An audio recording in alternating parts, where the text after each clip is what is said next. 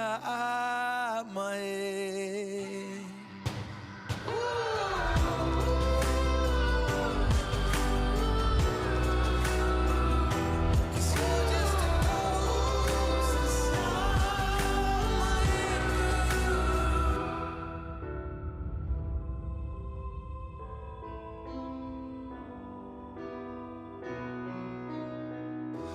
I need an angel after what you did, 'cause you were the devil, you messed with my head. You lied to my mother, you lied to my friends. You said that you'd be there, but this never ends. Don't wake me up, not in this century.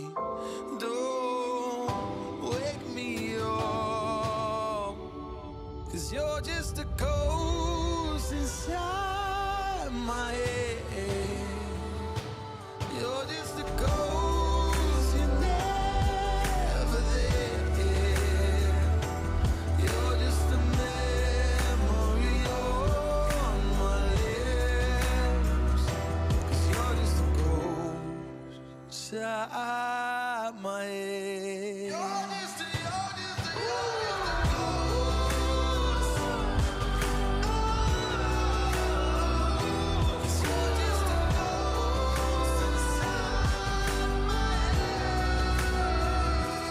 You're just a ghost inside my head. You're just a ghost, you're never there. 'Cause you're just a ghost inside my head. You're just a ghost, you're never there. You're just a memory on my lips. You're just a ghost inside my head. Oh, you're just a ghost inside my head.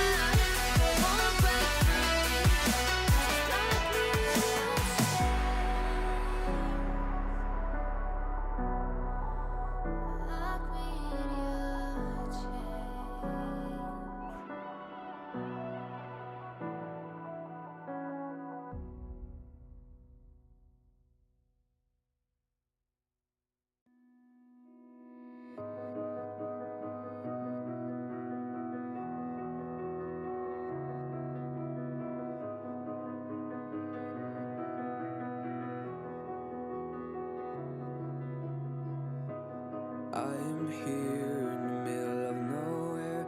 There is no there. It is cold there, What's going on, everybody? Welcome back. Welcome back. It is NECC time, baby. It is Wednesday. It's week number 3. I'm Michael K, and I'm joined by the one and the only Regdor with me here today. Once again, how you feeling today, man?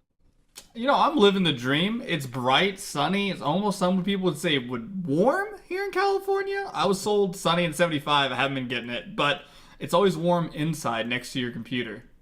That's fair. That's fair. It's dark, damp, and kind of miserable over here in MD. I'm not gonna lie. So you definitely got it better than I do. But regardless, it's also warm in here next to my computer. So life is honestly good. I can't complain. I got a roof over my head, so it's all good. And more importantly, Regdor, we got some League of Legends here tonight. Like we mentioned, right, it's week number 3, and it's time to get into our first best of 3 of the night. It's going to be the Florida Tech Panthers, Florida Institute of Technology, going up against the Farmingdale Rams of Farmingdale State College. So take a look at the teams and the roster themselves and see who we got dealing with today. And we got the Florida Tech Panthers coming up here first with Dipinator 124 up there in the top lane. FT Reset in the jungle. Fungus Dungus in the mid lane. Okay, that's a pretty one. That's a pretty good one. AYD Instinct and Jono, LOL, making up the bot lane here for the Florida Tech Panthers. Absolutely. Okay, some good names in there already. Let's see if the Farmingdale Rams can do me any better. And I'm already seeing Sexy Pant in the top lane. Evelyn Bot in the jungle. That's like a whole juxtaposition in itself. But regardless, we'll have to wait and see. Leon V9 in the mid lane, Onsty in the bot, and Liz in the support role. I'm not gonna lie, Regdor, if he doesn't play Evelyn jungle and doesn't go bot instantly, I'm gonna be a little disappointed. I'm not gonna lie to you. You know, there's like 2 ways this could go. Is either one, Evelyn Bot is to denote that they're like a bot, like an AFK, or it's just a really like wild way to just try to draw Evelyn bans. Like you always have that one pick because everybody loves to like ban Comfort. So you just spam a random champion in solo queue all week before your games. That's just bait. And they're like, oh yes, please ban away my Sejuani jungle. Every jungler does not want to play Sejuani. Everybody's like, do not put me on this stupid tank. So you just play it in solo queue all week and they ban it away. So Evelyn playing 3D chess maybe. Bro's Bane, he paid like the 13,000 blue essence to rename himself real quick before the match and all that just to get some kind of a pick going. We'll have to wait and see before we get into the draft. We got to take a look at the standings so far, though, right? Because right now, Farmingdale Rams in particular, not looking too hot at the moment. They are 0-2. They have yet to pick up a single game in any one of the series that they've played. And more importantly, they've gone 0-2 against Team Assumption, right? While Florida Tech Panthers, on the other hand, went 2-1 against that team. So already, it's looking a little worrisome for the Farmingdale Rams.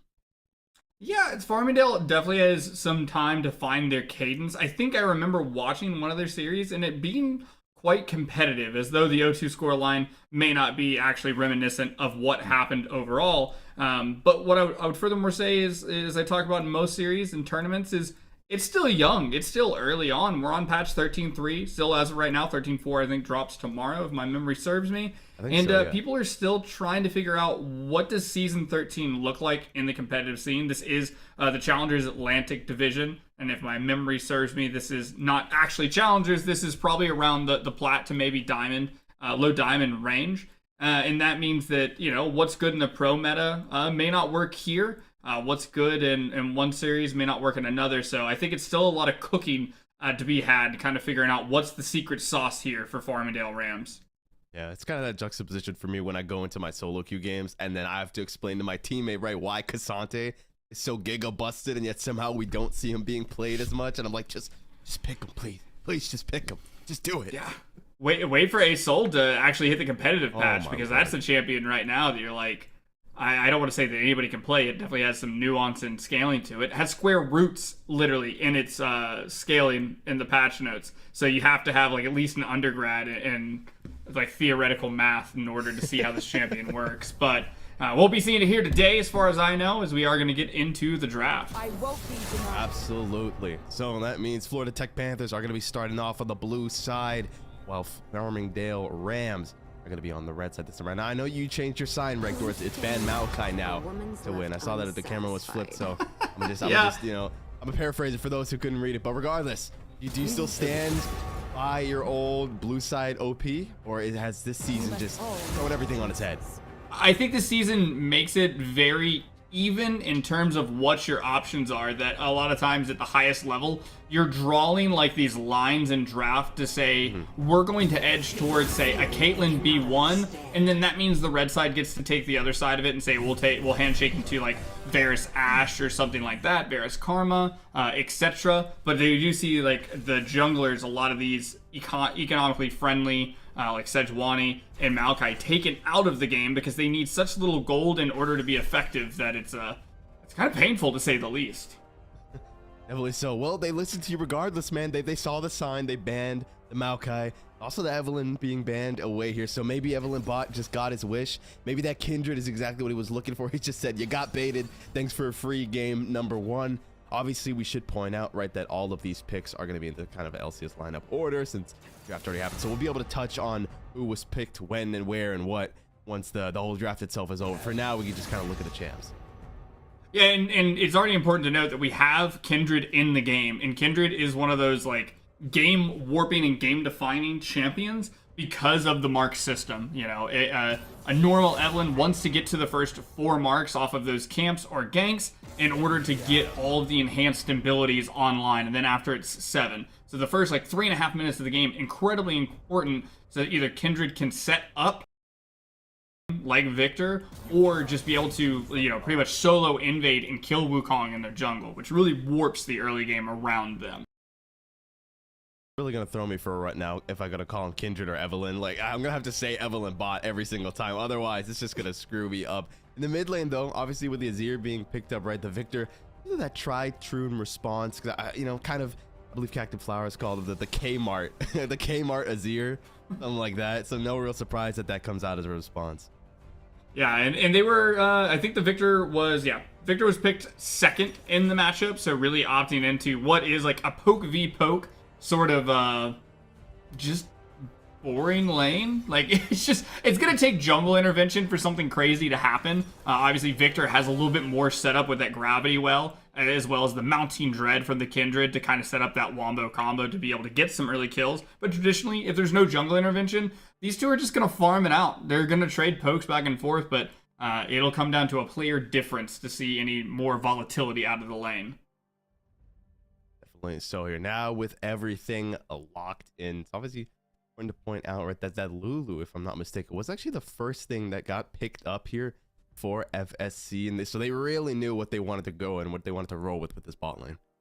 Yeah, and Lulu, incredibly strong champion, even with the changes on 13-3. I think in this matchup, this is where those melee support buffs come through here on 13-3, and we get Nautilus as the answer in to say, we're going to try to all-in you. And the two things that make that effect is if Liz makes the choice of doing something like, say, taking that Spell Thief's Edge and trying to farm out this lane traditionally by hitting enemies, that's how you end up into, the 2v2 on the bottom side not going your way, because Xayah has a lot of early kill pressure once she has access to the Blades recalling. You can just get a nice little QE combo on top of the dredge line, and you've got a kill angle there. So Liz has to play this lane a lot more carefully than they would have had to on 13-2 or 13-1. So it's definitely going to be a lot. But I really have to say FSC is kind of worrisome in the sense that they don't have really reliable engage. They have the Chains of Corruption and maybe a pull from Mordekaiser that equals fight starters. Meanwhile, on the side of Fit, you've got the Cyclone, you've got the Dredge Line, you got the Emperor's Divide. You've got so many options out there, so... Yeah, definitely feeling like a composition right now that kind of wants FIT to come towards them because, like you mentioned, there's so many tools in FIT's kit. I'm pretty sure like 4 out of the 5 members, 4 out of 5 members all have engaged tools that could just set up these amazing opportunities for them to make things happen here, right? I'm looking at the Wukong, Cyclone, and Invisible. You've got the Empress Divide. You've got the Fate Seal. You've got the Death Charges. Xayah, the Featherstorm, you probably want to save that to more like for self-peel, but I mean, you never know. If you want to get creative with it, you can make something happen. Yeah, if you start off the fight with that, you got to be really confident in yourself. And if somebody's been spamming a lot of Xayah, I probably wouldn't. But that'll be the interesting thing here is because, honestly, for the side of Fit, I'm really interested in the top and bottom side of the map. Yone was that R5, that all-powerful counter pick into the Mordekaiser, and can do extremely well with their ability to kind of get in and get out and kind of slink around that passive, around that AoE shred that does so much here early on. And then initially on the bottom side, you have some chances to kind of snowball this Xayah plus Nautilus lane into the future. And the reason why that I want to bring this up is because Wukong in the early game doesn't have a lot going for himself. He wants to get to that level 6, wants to get the Cyclone knockup to really help confirm these kills in 2v2 and 3v3 skirmishes. And meanwhile, Kindred's looking for pushing lanes, is looking for victory to allow her to actually get those marks. Like, this comp is all about Kindred. And it feels as though for the side of FSC, they got the Kindred, but I don't feel as though they got those strong pushing matchups inside lane in order to kind of support that. Yeah, because obviously, FSC with their Kindred, they're going to have to go deep in enemy territory for a lot of those stacks for if they want to pick those up, and those are so incredibly pivotal to get that Kindred online. Look, just going like, hey, you know what? Come on in the jungle. It's all good. We'll be waiting for you. The moment you step in, we're gonna blow you up. Yeah, it's the biggest counterplay in the world is to just go to Kindred's mark and kill it, and then kill Kindred when they come and try to check. And that's why you traditionally see Kindred paired alongside things like the Silas that was actually banned away on. By FSC, because you know that Silas is going to get pushed. You know that Silas can just make plays with the Abscond and Abduct. All those things equal really good. Victor, on the other hand, Victor is not a champion that I say wants to make first rotations, wants to go out and fight these skirmishes. They really want to get the DLCs downloaded. They want to lane bully, push, and have their junglers support them. So you have a lot of basically like superstar carries in the late game of Victor, the late game of Kindred, Varus on 2 or 3 items. And so really, what they do in order to split up these resources, or where kind of what money goes in what basket, is going to dictate a lot of what FSC is able to do pre 14 minutes. Yeah, it kind of feels like with these sort of conflicting parts that they're kind of just hoping for some kind of a, not necessarily a miracle, but like an opportunity to present itself early on that they can capitalize on. But we're on the Rift right duel. We're ready to go, so let's get right into it. Welcome, ladies and gentlemen. This best of 3 FSC going up against FIT. And it's a 5-man lineup. I'm a little disappointed, but it is what it is. Yeah, they do get a little bit trade of different vision being put down. You can see there that FSC is able to get a ward onto the red buff of Fit, as well as just warding that jungle entrance for maybe an early gank there by Jono. But like you said, pretty much stock standard start all around. Evelyn bot is going to be important of what they are doing in the early game. They are going to be pathing towards the top side. They're going to be looking for basically the RNG to hopefully get the crab on the top side of the map, and then have 2 pushing lanes that support them securing that very first mark. And then the marks after that from ganks, from being able to evade the enemy jungle that we're all talking about. This is the early checklist for the side of FSC. If they're able to do these things, then it propels the game state forward for them. I hope the god Evelyn bot doesn't play XCOM, because anyone who does knows the RNG gods are never in your favor. But we'll have to wait and see as the pathing from Evelyn bot. Interesting coming through here, suggesting maybe going to look for something on FT reset here. On his way on up, going to look for something early. Why wait for an opportunity when you can make it happen yourself? And he's on top of him. You want on the bot lane, though. Liz did get hit by the dredge line. A little bit of damage does come through. And ultimately in that jungle, it looked like just a bit of a trade. But FT Reset did lose his flash. And this is exactly what you want. Almost like big ups to Liz if this was communicated of just, hey, start a fight in the bot lane. Don't allow them to rotate because they are in the 2v2. And leave this Wukong on an island by themselves. Take away the flash early, which takes away a large bit of resources and also marks them, as you will see that they do actually get a ward down on the Raptors of Evelyn bot. So for every tit, there is a tat here along the way. We're going to take away your jungler's flash, but we're going to be able to track you as you move up here to the top side of the map. Yeah, Divinator as well, dropping a ward down at the blue. With them not showing, maybe Evelyn bot might have anticipated that, and so Fungus Dungus going to move into that brush to take a look there.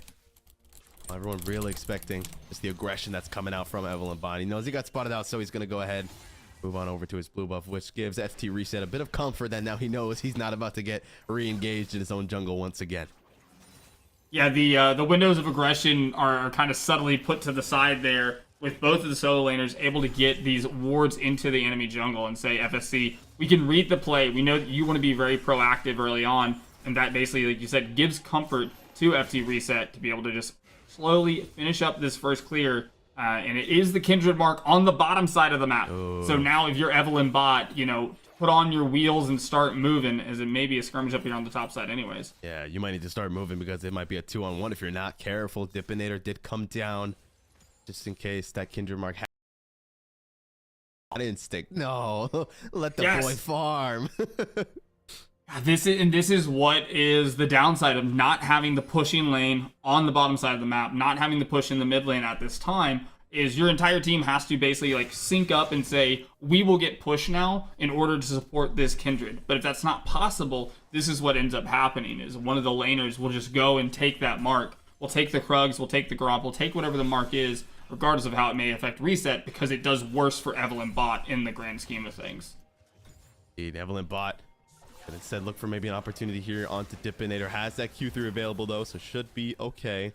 He's hoping to find something, but is going to end up getting nothing here. Maybe they look for a re-engage. I'd be a little surprised. No, the slow comes through with the E.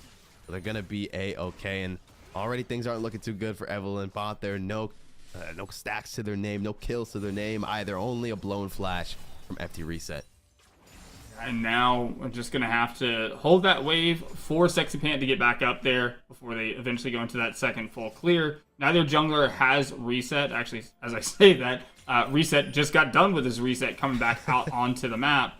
And this sets kind of the next tempo around this first Drake. should be able to start stacking Drakes from the side of Fit and really kind of get their win con going through Xayah scaling, Azir scaling, Yone. All of these lanes just have so much inherently strong team fight on 3 items and so many engage tools that go ahead and start taking away the Drake stacking element away from FSC, kind of forces their hand more and more into this Kindred basket.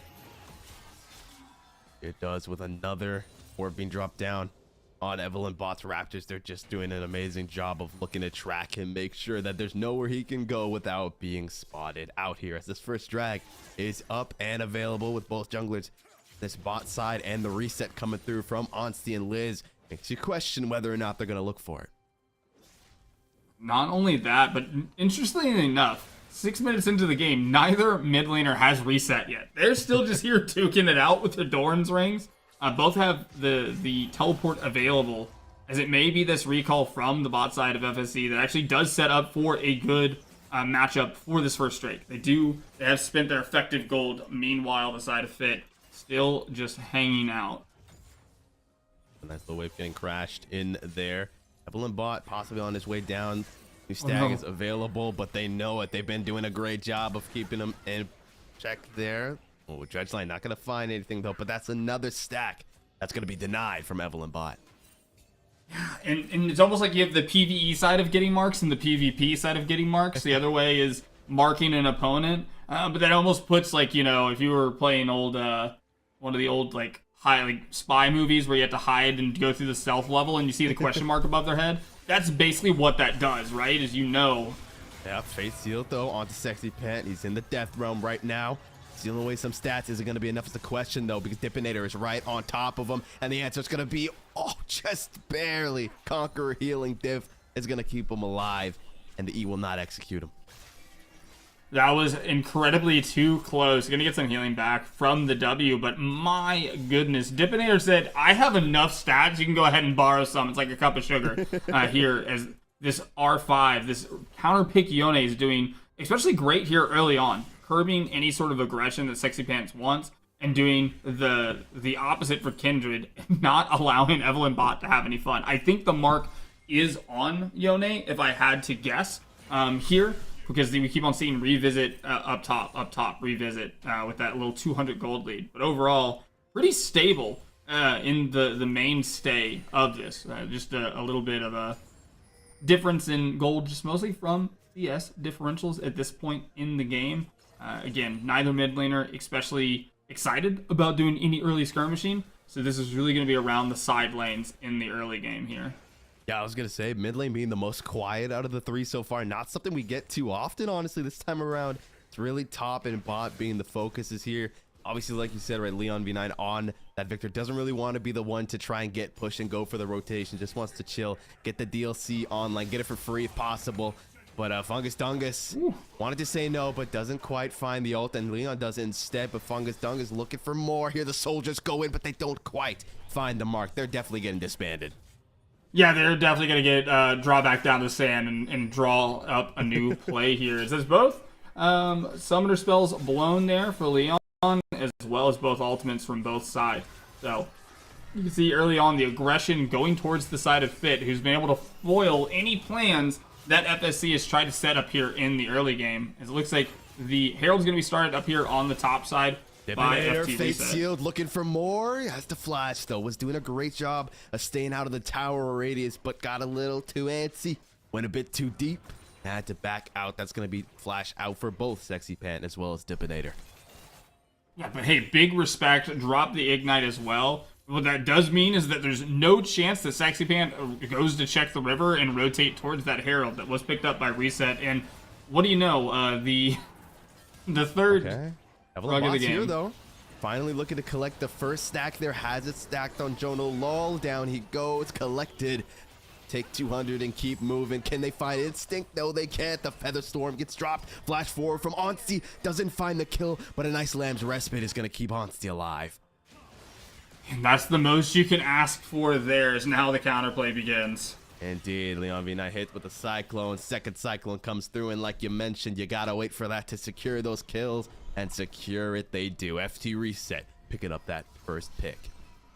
And now the downside of this is that they get a neutral objective on the top side for Fit and get the kill in the mid lane. Meanwhile, on the bot side, they only get one kill, and they're not able to transfer this into anything. They're not able to pick up this Drake. They, off the reset, missed the mark there, as well as the third scuttle that appeared on the top side was also a mark for Kindred. So far, Kindred has been, Evelyn Bot's been kind of bullied out of this. I'm pretty sure if we can check from the observers if Evelyn Bot did get a stack there from the bottom side play or not.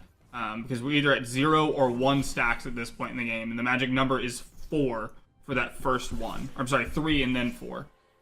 I want to say he did because I did see the icon of Jonah Law on top of him when he was in that bot lane. So I'm going to assume he has at least one. So, you know, we're starting there. We're getting, it's the little thing, you know, baby steps. Slowly but surely, because the Kindred is really the hard scaling one here. Is going to outmatch or outclass the Varus here in the late game, and really the one that you want to play for. And that's why this is so warping, because we have carry junglers like Wukong, but this is like the carry, like capital C carry with the marksman in the jungle, who so far the game has started off pretty slow for the side of FSC.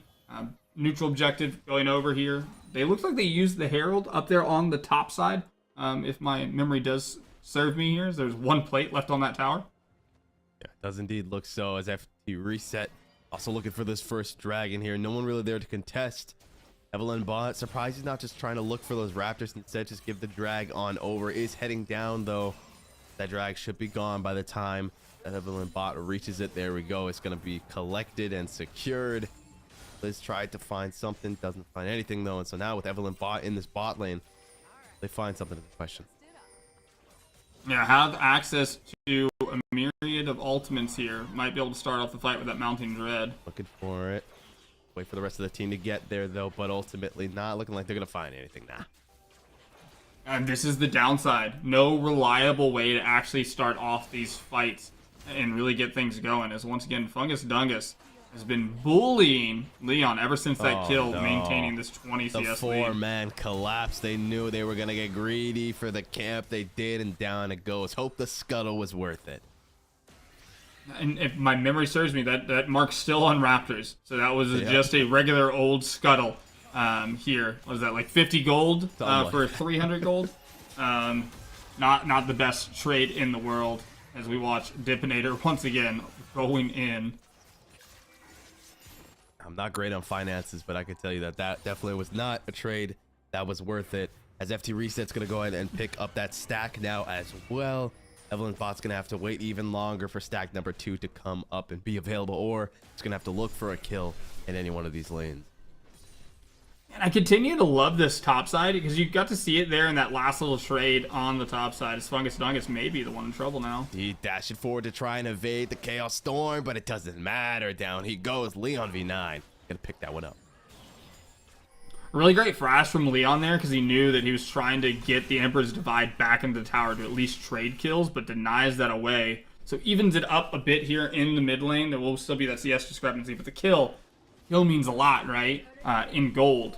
But the top side, Yone doing a really great job, you could see, of not only keeping the CS differential, but a lot of this is off that soul unbound that you watch. Every time the passive gets stacked up by Sexy Pants, is they're going to go all in. Yep, Fate Seal gets dropped with the Ignite there as well. Not a lot of healing coming through, and beautifully done. Dipinator dips onto the turret and finds the pick. And that's the beauty of it, right? They can use the Soul Unbound, dodge a lot of that AoE by just snapping back, and then choose to utilize the Fate Seal to close the distance for the kill shot, as I do believe the first tower of the game also goes to the side of Fit. And when your side lane is this strong now with the 150 gold bounty, it's going to be very hard for Sexy Pant to find their way back into the game. Indeed. Death Charge comes through. Evelyn Bot in a tricky spot here. Looking for more. Mounting Dread does get applied, but ultimately not to find anything. Just going to look to back off and said Fungus Dungus. Be careful. Bit of poke comes through. Squad is here. Mounting Dread might get applied here, but the Emperor's Divide might keep him safe. No, it will not, because Evelyn Bot is on top of him. Yeah, it smites away the Gromp to get the stack, and then is able to get the kill on to the mid laner. We're off to the races now, almost on that Kraken Slayer. What was a pretty tumultuous early game here for Evelyn Bot is starting to turn around, starting to find some moves here on the map, as I'm just going to have hiccups. Well, yeah. The hiccups that Evelyn Bot's been having early on are somewhat being remedied right now as Dipinator is just shredding through Leon V9. Nothing he can do to down he goes. They're going to look for Jonalo once again, but FT Reset is here with the Cyclone as well. They're able to take out Onsty, and now destruction will ensue. Going to drop the Lamb's Respite, but is it going to be enough? I hate to say the answer is going to be no, because Evelyn Bot steps out, doesn't get the heal, down he goes. And with Liz being the last member, has to flash forward. It is going to survive, but watches his brothers fall. Very asymmetrical fight there with Evelyn Bot coming in from the top, but FT Reset already had the inside track, so Varus goes down, and then everybody else is short to follow. A lot invested on the play, but Jono, for getting messed with early on in the jungle clear, has been so influential in affecting each one of these lanes and being at the neutral objectives first. Both of them have gone over to the side of Fit, as well as 2 towers. You know, this is all kind of off the back of this counter pick up here in the top lane, as well as smart rotations from Reset, that if we continue to see this, it's just going to slowly sort of choke out the side of FSC. They're just not going to have any moves, any good moves left to take. Yeah, and I feel like now here we're also seeing the composition from Fit really paying its dividends, right? Because it's forcing Evelyn Bot, who we said is the capital C carry, right? Still has to pick up that Gale Force, right? Because there's just so many engagement tools that come up from FIT. I mean, just look at that. Able to cut Leon V9 off, but doesn't quite find the pick. Fungus Dungus is here. They look the Chaos Storm, but nothing quite going to come out of it. But back to Evelyn Bot, right? Had to pick up that Gale Force. Won't have that Kraken Slayer. Won't have the Kraken Slayer, given, doesn't especially need it, but is going to need some help here. It's going to need some support, going to need a Lamb's Respite, but it's dead. They'll find the Wild Growth. We'll keep him alive. Flash forward from Instinct. It's going to go ahead and take out Leon V9, and now Sexy Pan, while he's still in the dimension, is running for his life flash over the wall, and he'll be able to get out. Oh, but Fungus Doug is trying to press the issue there. Yep. This is a really great game plan from the side of Fit, is that they have the recall timers and they know where to move on the map, and it's to the mark.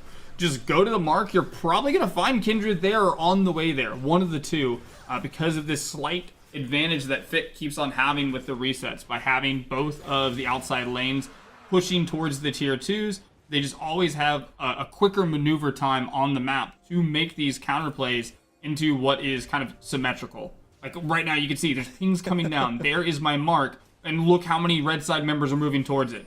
Yeah, they are like, oh, nice stack you got here. We're just gonna go ahead and liberate that one. And that's always the rough part of playing Kindred. If you fall behind, it just becomes so unplayable for you, as the Chains of Corruptions do get dropped down. Dipinator's still looking for more. Flash forward, though, they're going to keep him alive. And with Liz here now as well, maybe they look for something. Fate Sealed is available, looking for Onsty. Finds him. Down he goes, but you got 2 more members to chew through. Can they find it? No, they can't, because the Gravity Well is going to keep Dipinator in place. That was still a very heads-up play from Dipinator to make sure that at least go 1 for 1 in that trade. Now it opens up the option in the mid lane. This is where the timers keep on mattering. We have to send 3 people down to mess with this Yone and finally take his life, and now there goes basically all of your tier 2 off of it. And look, now on the top side, cutting off the lane with the passive power from Fungus Dungus, and they're just constantly keeping sideboard pressure to make sure they're the first ones to react and move with more members. They are here. To reset. Back in the jungle doing jungle things, and now the map is incredibly wide open here for the side of Fit. Mid tier 1 is down. Mid tier 2 is not looking too healthy. And another stack is about to be claimed to be reset once again. I can imagine that Evelyn Bot probably only has around maybe 2 stacks at the moment, maybe 3. I don't know if we can check that or not. But ultimately, it's looking rough for him. And furthermore, this is really like it's a great call from the side of FSC in the 3-game series.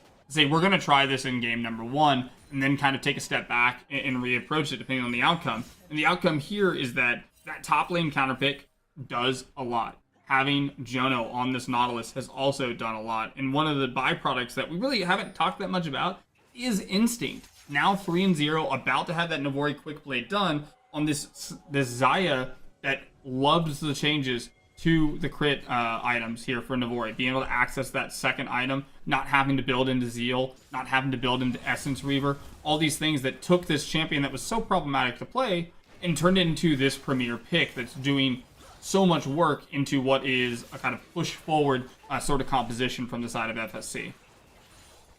So it's been looking great for him so far. 3-0 as well. That Gale Force acquired for next build here. Getting pretty close to those quick blades like you mentioned. For now, drag still up at 2 minutes. That Baron is up and available, but no one really pivoting towards taking it just yet. Dipinator does find himself back down in this bot lane once again. Leon 9 not putting any respect on his name. Be careful here. He's stepping up pretty far forward, and he's gonna flash to get away for the Fate Sealed. Drops the gravity well. Return flash from Dipinator to not get stunned up. And actually, Leon, dude, he knows his numbers. He knows his limits. He's got some real fancy footwork. This is 2 times in a row that he is just maneuvered around the Fate Sealed, which is the big thing to try to fight Leon, is to either be in the Soul Unbound and be able to snap back away from the gravity well and then look to all in. But thus far, Leon has had Dipinator's number in helping take some pressure off of Sexy Pant to get something done in side lane and try to farm up a bit. Just has just a Bramble Vest and Demonic Embrace, and not the traditional Mordekaiser build, but something a little bit more tanky to try to act as a pseudo front line and just kind of take the brunt and wait for the side of Fit to maybe step up too far. Because like we talked about, FSC, not really great at starting fights, but can be really good at ending them if you step a little bit too far forward. I'm gonna have to wait and see if they can find such an opportunity. In 50 seconds, it might just present itself. His next drag being up would put FIT on Soul Point. FSC running out of drags that they can afford to give over. Theoretically, they could give this one over. They still want to buy some more time, build some more power, but then it would make it incredibly paramount. They find that 4th drag. And this is continuing. Like they say in chess, like there's different moves you can make. A great move, an okay move, a bad move. This is just really forcing FSC into the okay or bad moves. Because they really don't want to fight this Drake. You can see 2 items strong on the mid laner. 2 items strong on top. You can just look through this and just see by sheer gold, they are not in a good spot. Indeed, they are not. Liz at a terrible position goes down with the depth charges being dropped. Evelyn Bot had to retreat. We saw for a moment there as well. Evelyn Bot only at 3 stacks at the moment, still hasn't found that sweet spot. And Leon 3 times in a row now has dodged the Fate Seal, but a lot of damage still does come through. And with the dredge line being thrown down, Evelyn Bot has to flash, throw down the Lamb's Respite. But can he escape is the question, and the answer will be yes, just barely with a sliver of health. And that's going to ensure that this 3rd drag goes over to FIT. And that's where the bad move comes into play. Is you have to try to face check around the jungle, and guess who's ready to read the play? It's Fit, able to just shove them away and get a kill in the process. And now that Baron's looking more and more likely. They are able to use this timer to really go ahead and steal away the jungle on the top side there. You can see from Fungus Dungus, and start setting up the vision line as they continue to just choke Evelyn Bot out of the game.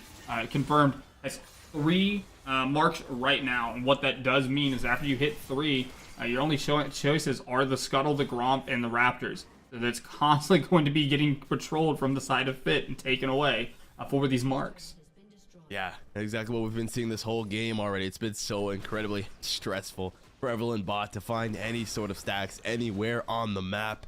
As for now, things are going to quiet down once again. I wonder if we get to see... okay, Dipinator's going for the reset. I was hoping to see if we get, round 5 between him and Leon V9, see who actually dies for once, but I'm going to head on back here as we have a bit of a congregation up in this top lane here. However, FD Reset and Jonah Lol are here looking to defend that tier 1, as FSC has yet to grab a singular tier 1 yet. The map is still incredibly closed off for them, and we're seeing the consequences of that unfold in real time. In real time, it is taking away the mobility of FSC and any chances of trying to make a proactive play.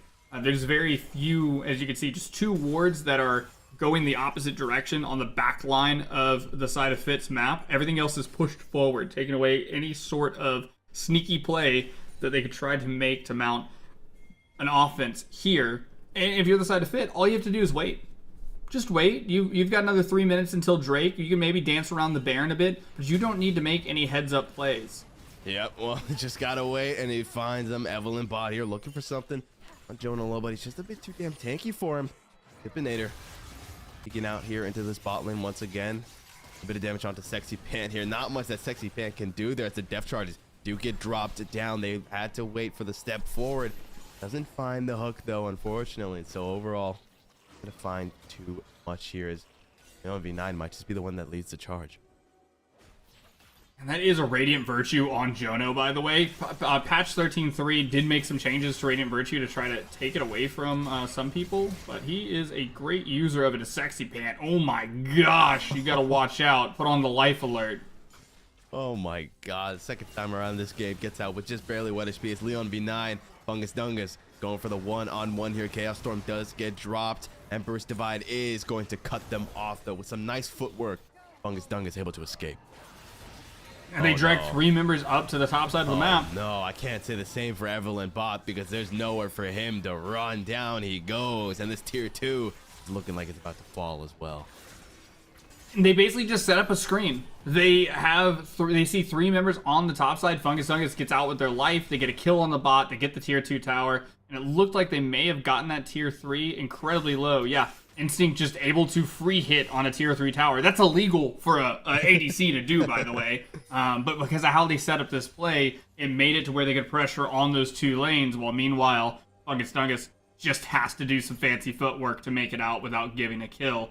They're still in this amazing spot, a minute 30 out from Drake. They are dipping it around 5, round 6. I've already lost count. Looking for Leon there, but not really going to find too much. He hits him with the Mastery Flex. Leon, undeterred, just lets him leave.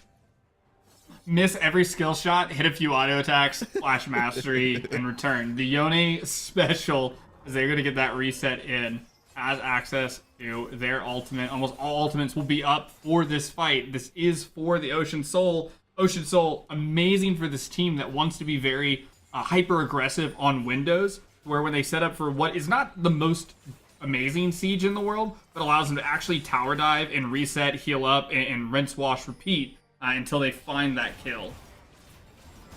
They are looking for one here onto Jono Lol.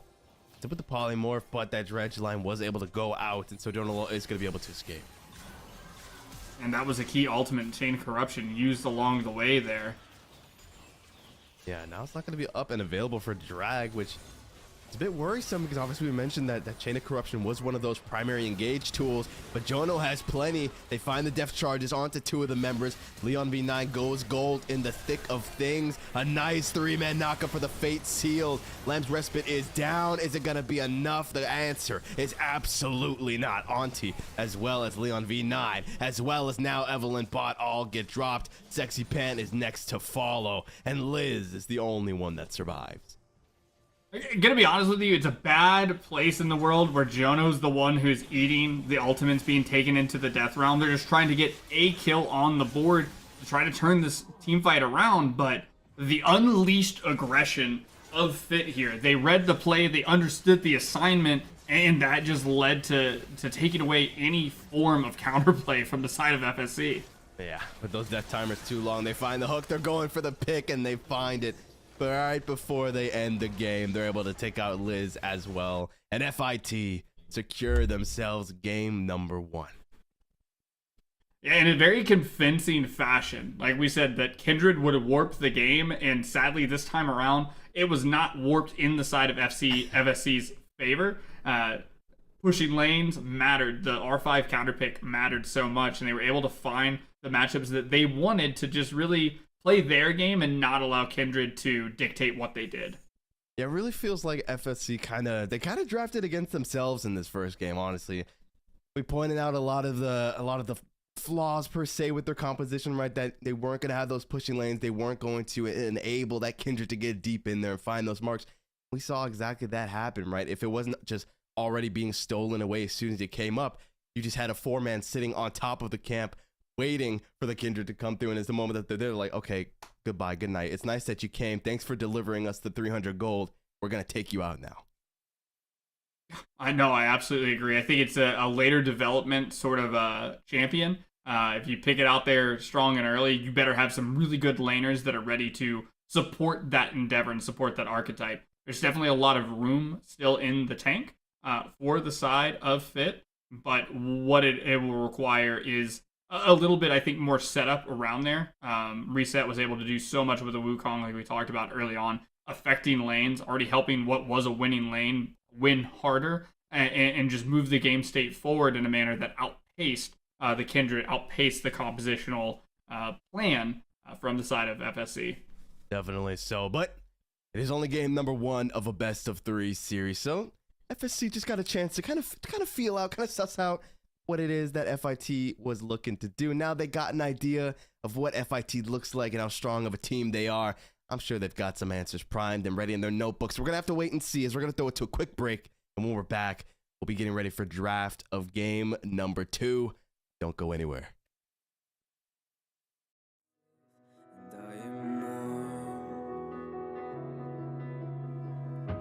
Although it's hard, I know I gotta keep up. No time to late to drift away. I find my space, I spend my time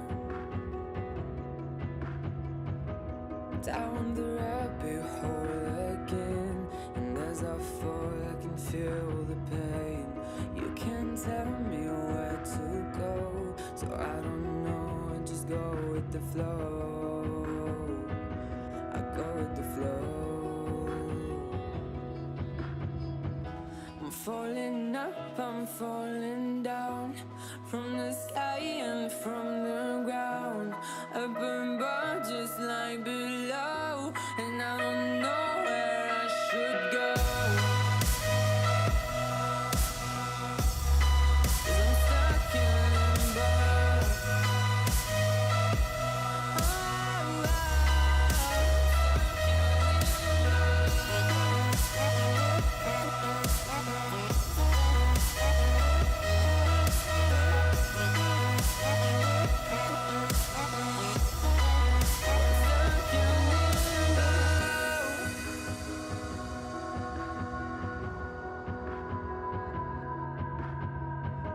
I'm out of love, but I guess I deserved it. Trying to hide, to pass you by. I'm getting down, I'm feeling fine.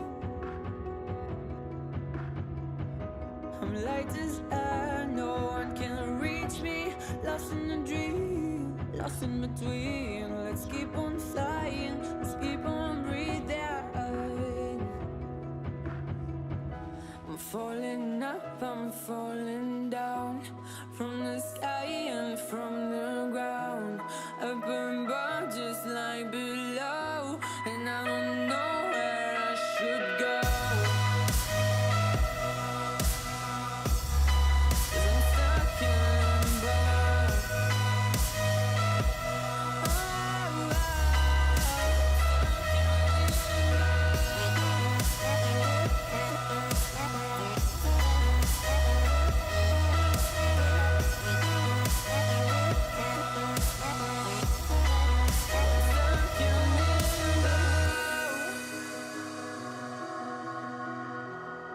Cause I'm stuck in limbo.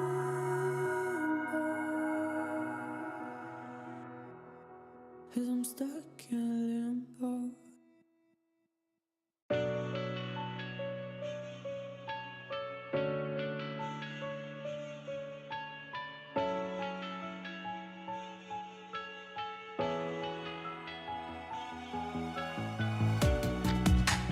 Living in the same routine, like the seasons I'm on repeat.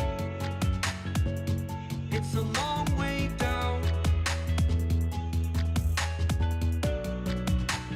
Trying not to follow suit. Don't like the color, I'll change the shade of it. I'm not afraid of it.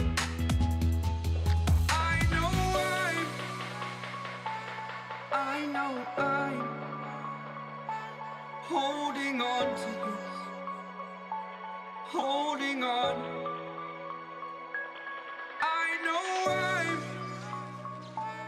I know I'm holding on to this, holding on. Don't let me repeat it.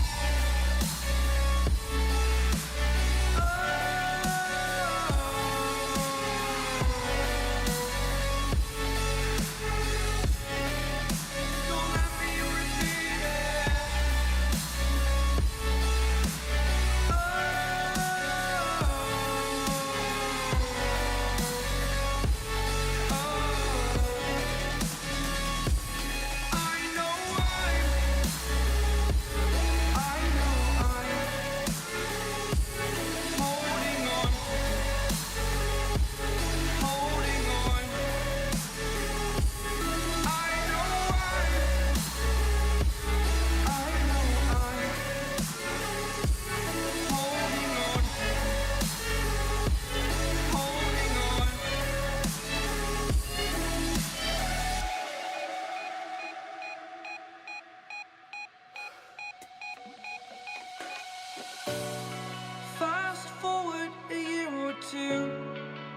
Times have changed, but so can you.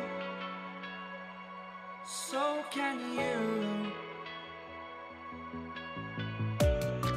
For too long about the mistakes, while I resent, I learned to hate. Forgot your names. Fear the struggle to follow on. Need to focus to prove you're wrong. I'm not wrong.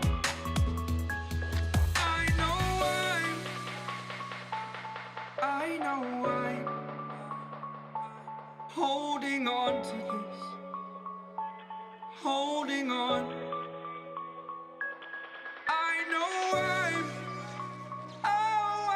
know I'm holding on to this. Holding on. Don't let me repeat it.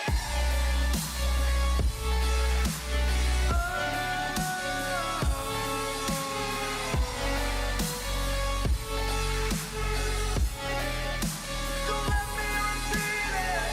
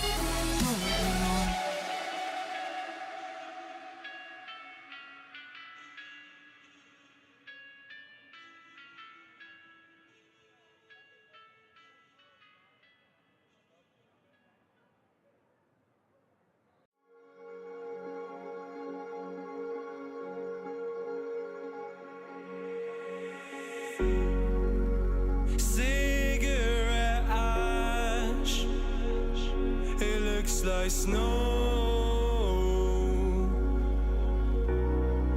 When it falls in the wind, you know. And you, oh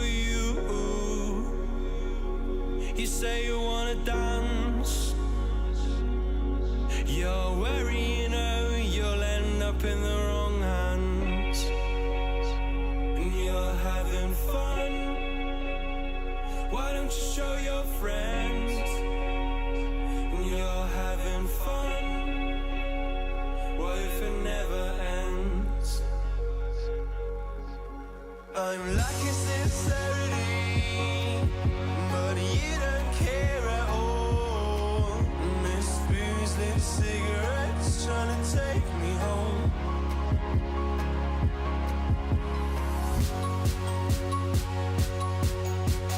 Falling in love just a million times, breaking it off with the feeling on ice still. She's as cold as December.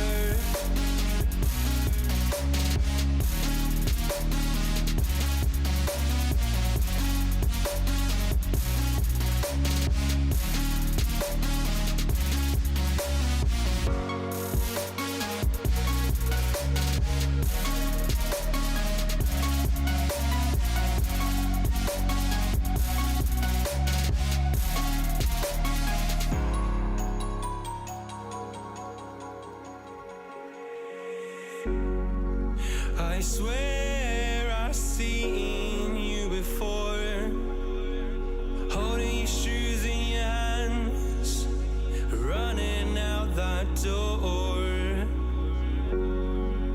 And you are nothing, but you say you wanna dance.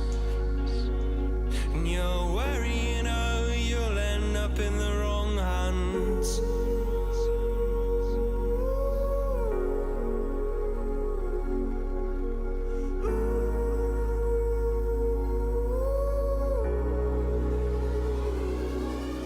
I'm lacking sincerity, but you don't care at all.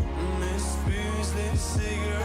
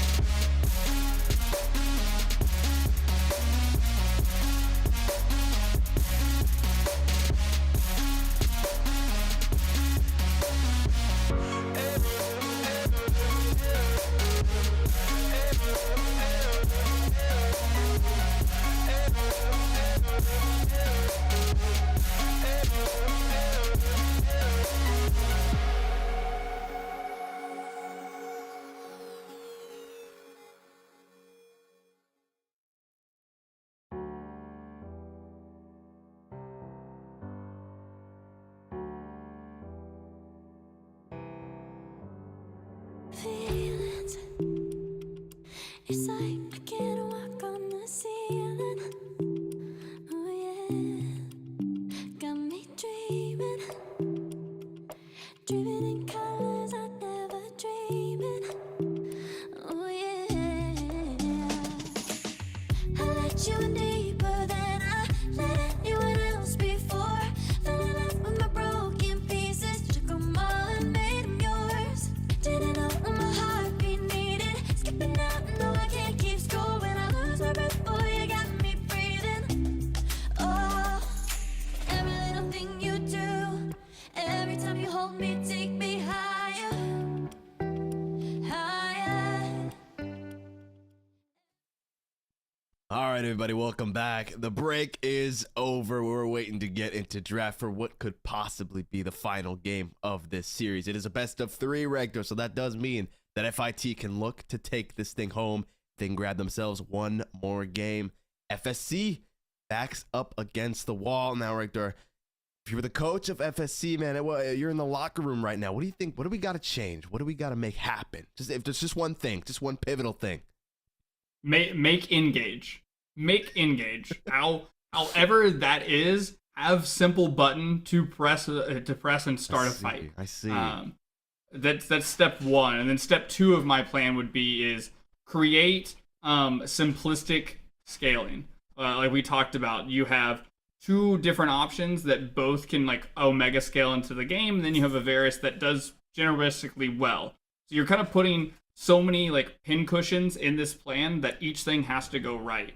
So just simplify it. Have a 2 carry composition and execute on that extremely well by having good engage. Definitely did feel like game number 1, right? FSC's comp. Everyone kind of wanted to do something different, right? Or kind of wanted something different out of the game. And then we just kind of saw all of that kind of conflict with each other. And then FSC really couldn't get anything done unless they were able to find, like they were able to catch someone out or find some kind of mistake that FIT made. And overall, FIT was looking pretty clean with it. Like when we saw the rotations, the roams coming through, the communication of, especially when it came to denying those stacks from the Kindred, they were looking like really good. Definitely, everyone was in fact not muted or deafened in the Discord. I can tell you that much. They were ears open, minds engaged in that game, and a lot of it just came off the fact that both solo lanes continued to have push. Both solo lanes were extremely stable to winning. And that just meant that they kind of, for lack of better terms, got to kind of coast a bit. There wasn't anything too hard for them to do other than just stop Kindred from doing what they want, which is extremely easy when you can constantly mark their blue side and red side entrances and just have really great tracking here. As we do have some picks coming through. That's the main champion right there. That's Maokai. That's the one that you don't want in somebody's hands. And this time it's going to be Evelyn Bott who's going to have the opportunity. Indeed, it was not banned out this time around, so FSC quick on the draw to pick it up as they did get obviously that R1, R2. Grabbing the Vladimir here as well with the Young coming out. Obviously, this is all going to be in your standard sort of pick order as draft did happen prior, but more importantly, the Jarvan was the first thing to be locked in here for FIT. That screams to me bot lane is doomed. So I would say Jarvan is a champion who is like starting to come back into the meta as they're kind of shifting things around in terms of like kill experience and how much experience you get from camps, etc. There's something that'll never change in this world, and that is your buff gives you level 2, and that's all Jarvan needs in order to be effective. And you set him alongside this Sylas that was picked up later on in the draft. That just equals level 2 if you're the mid laner. Watch out, because you're going to have the abscond abduct into the flag and drag, into your death or your flash blown, and then Jarvan gets to come right back around after another camp and do it again. So I would love to see Reset a lot more proactive in the early game, as opposed to how he looked on the Wukong looking for level 6. Oh yeah, and even in this bot lane, right, you have the Morgana Dark Binding coming through, and with that spell shield available as well, able to cancel out any of the stuns that would potentially come through from this Amumu Jhin. Now you really have to be careful. And this is where it's going to be very skill reliant on the bottom side of the map.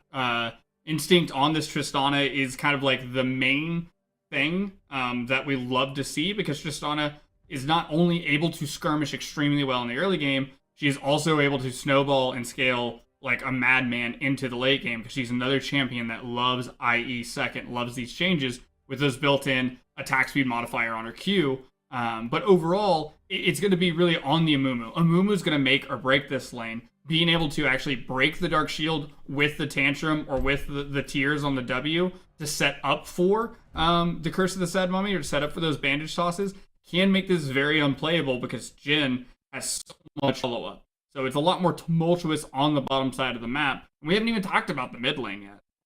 Yeah, all I can say right now, Rector, it definitely seems like FSC took your locker room speech to heart, man, because they whipped out some tools where they can make some things happen, right? You already pointed out the Amumu, right? The bandage toss into the second bandage toss into the Curse of the Sad Mummy. They picked up the Yone as well, so now you've got the Fate Sealed. The Maokai ult, bit on the slower side, but if you can find that angle, that flank to come through with it, it can be so incredibly devastating. And what I like more about it is that, you know, you can use Maokai's Nature's Grasp from a side angle. What's even better is to just slam it down right in front of their face as you're doing an objective. Because it immediately says you have two choices, get in or get out. But you can't do both. So whether you're on the objective as the Maokai and throwing that out as the deterrent, or if you're coming into the river trying to take an objective, both ways, it's very simple. And that's where I want to see Amumu, kind of the one who is playing the flanker and looking for the side angles for the Curse of the Sad Mummy. I think it was last year Bible from Damwon Kia who got to play a few games, and you would watch him do the most insane things of just like bandage toss into a flash into the Curse of the Sad Mummy and getting these 5-man stuns. But that's what hopefully Nature's Grass sets up for. And meanwhile, you're getting reset after reset on Tristana. Silas has some very tasty ultimates to steal away. Curse of the Sad Mummy being the biggest one in my head right now as he wants to get in there and rough and tumble. So I feel as though FSC have a lot more simplistic concept this time, really all around Yone in the early to mid game. And then the Vladimir, he's not a champion we get to see of a lot. We saw him a bit in pro last year, especially as a top lane counter pick, but he's technically a champion that if he gets 5 items, I don't know how you're supposed to play the game, because if he builds the 5 right items, he will one-shot Tristana, he will one-shot Morgana, Silas maybe takes 1.5, Camille maybe 3, but overall he should be able to tear through this team like butter if he's able to get to that point. Definitely so. Gonna have to keep our eyes on him. Now over on the flip side, FIT, typical FIT fashion, have absolutely no shortage of engaged material here, right? Looking at the Jarvan, you've got the Flag and Drag, Silas, like you already mentioned, plenty of tasty ultis to choose from. You got the Camille, you've got the Morgana as well. They have every single tool at their disposal that they would need to start fights up, and we've seen what they can do when they get that first move in game number 1. Yeah, and a lot of this is going to be predicated off of 2 things, and that is reset and where he goes on the map and how effective he's able to be in those early ganks. If he's giving up farm and he's not finding kills, he's not finding timers to make these lanes better for his laners, then he's kind of failing in the early game. So has to look to gank early and be effective. And then the second part's going to be on Camille. It's going to be on Dipinator on the top side. Camille is a champion that plays extremely well from ahead, is able to split side lane, also lock down key carries. But if she's behind, she goes into the back line and gets murdered. She loses side lane. So it's really contingent on Camille getting ahead to try to outpace the early sustain of Vladimir. You want to bully him early on and not let him just get to lane for free. So that all those things in my head, if FIT is thinking the same way that I am, that means you go topside early, you murder Sexy Pant, and then you do it again and again and again. Never ending cycle of just taking out Sexy Pant. But we're on the Rift, Rector. Yes, this is what I like to see. Huge 5-man lineup coming out from both of these squads. However, FIT will have a 1-man disadvantage with Fungus Dungus being in that bot lane, but they do most likely be spotted out here. I'm going to assume they saw him coming. Not quite No, sure I don't think they did. No? They showed that Fog of War. Nobody saw it. It looks like it's going to be a full 5-man reset, though. Aw, come on. The one time I was given perhaps a full man lineup here, they squander the opportunity.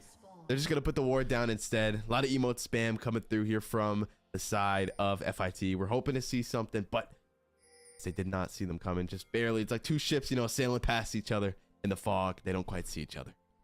I was kind of hoping that the side of the side of FSC would continue to rotate around. Now Reset has no clue. If he pops his scanner here, that would be phenomenal. But it doesn't seem to be so. FSC is going to have the early jungle tracking here. Is going to know who is what and what is where. But meanwhile, Fit have no clue. Yeah, it definitely feels like FSC's been taking a lot of pages out of the FIT playbook here, right? In game number 1, we saw the exact opposite, right? We saw so many wards being dropped down over in Evelyn Bot's jungle, and there was nowhere that he was able to move without being just tracked, spotted out constantly. This time around, they're looking to make that happen.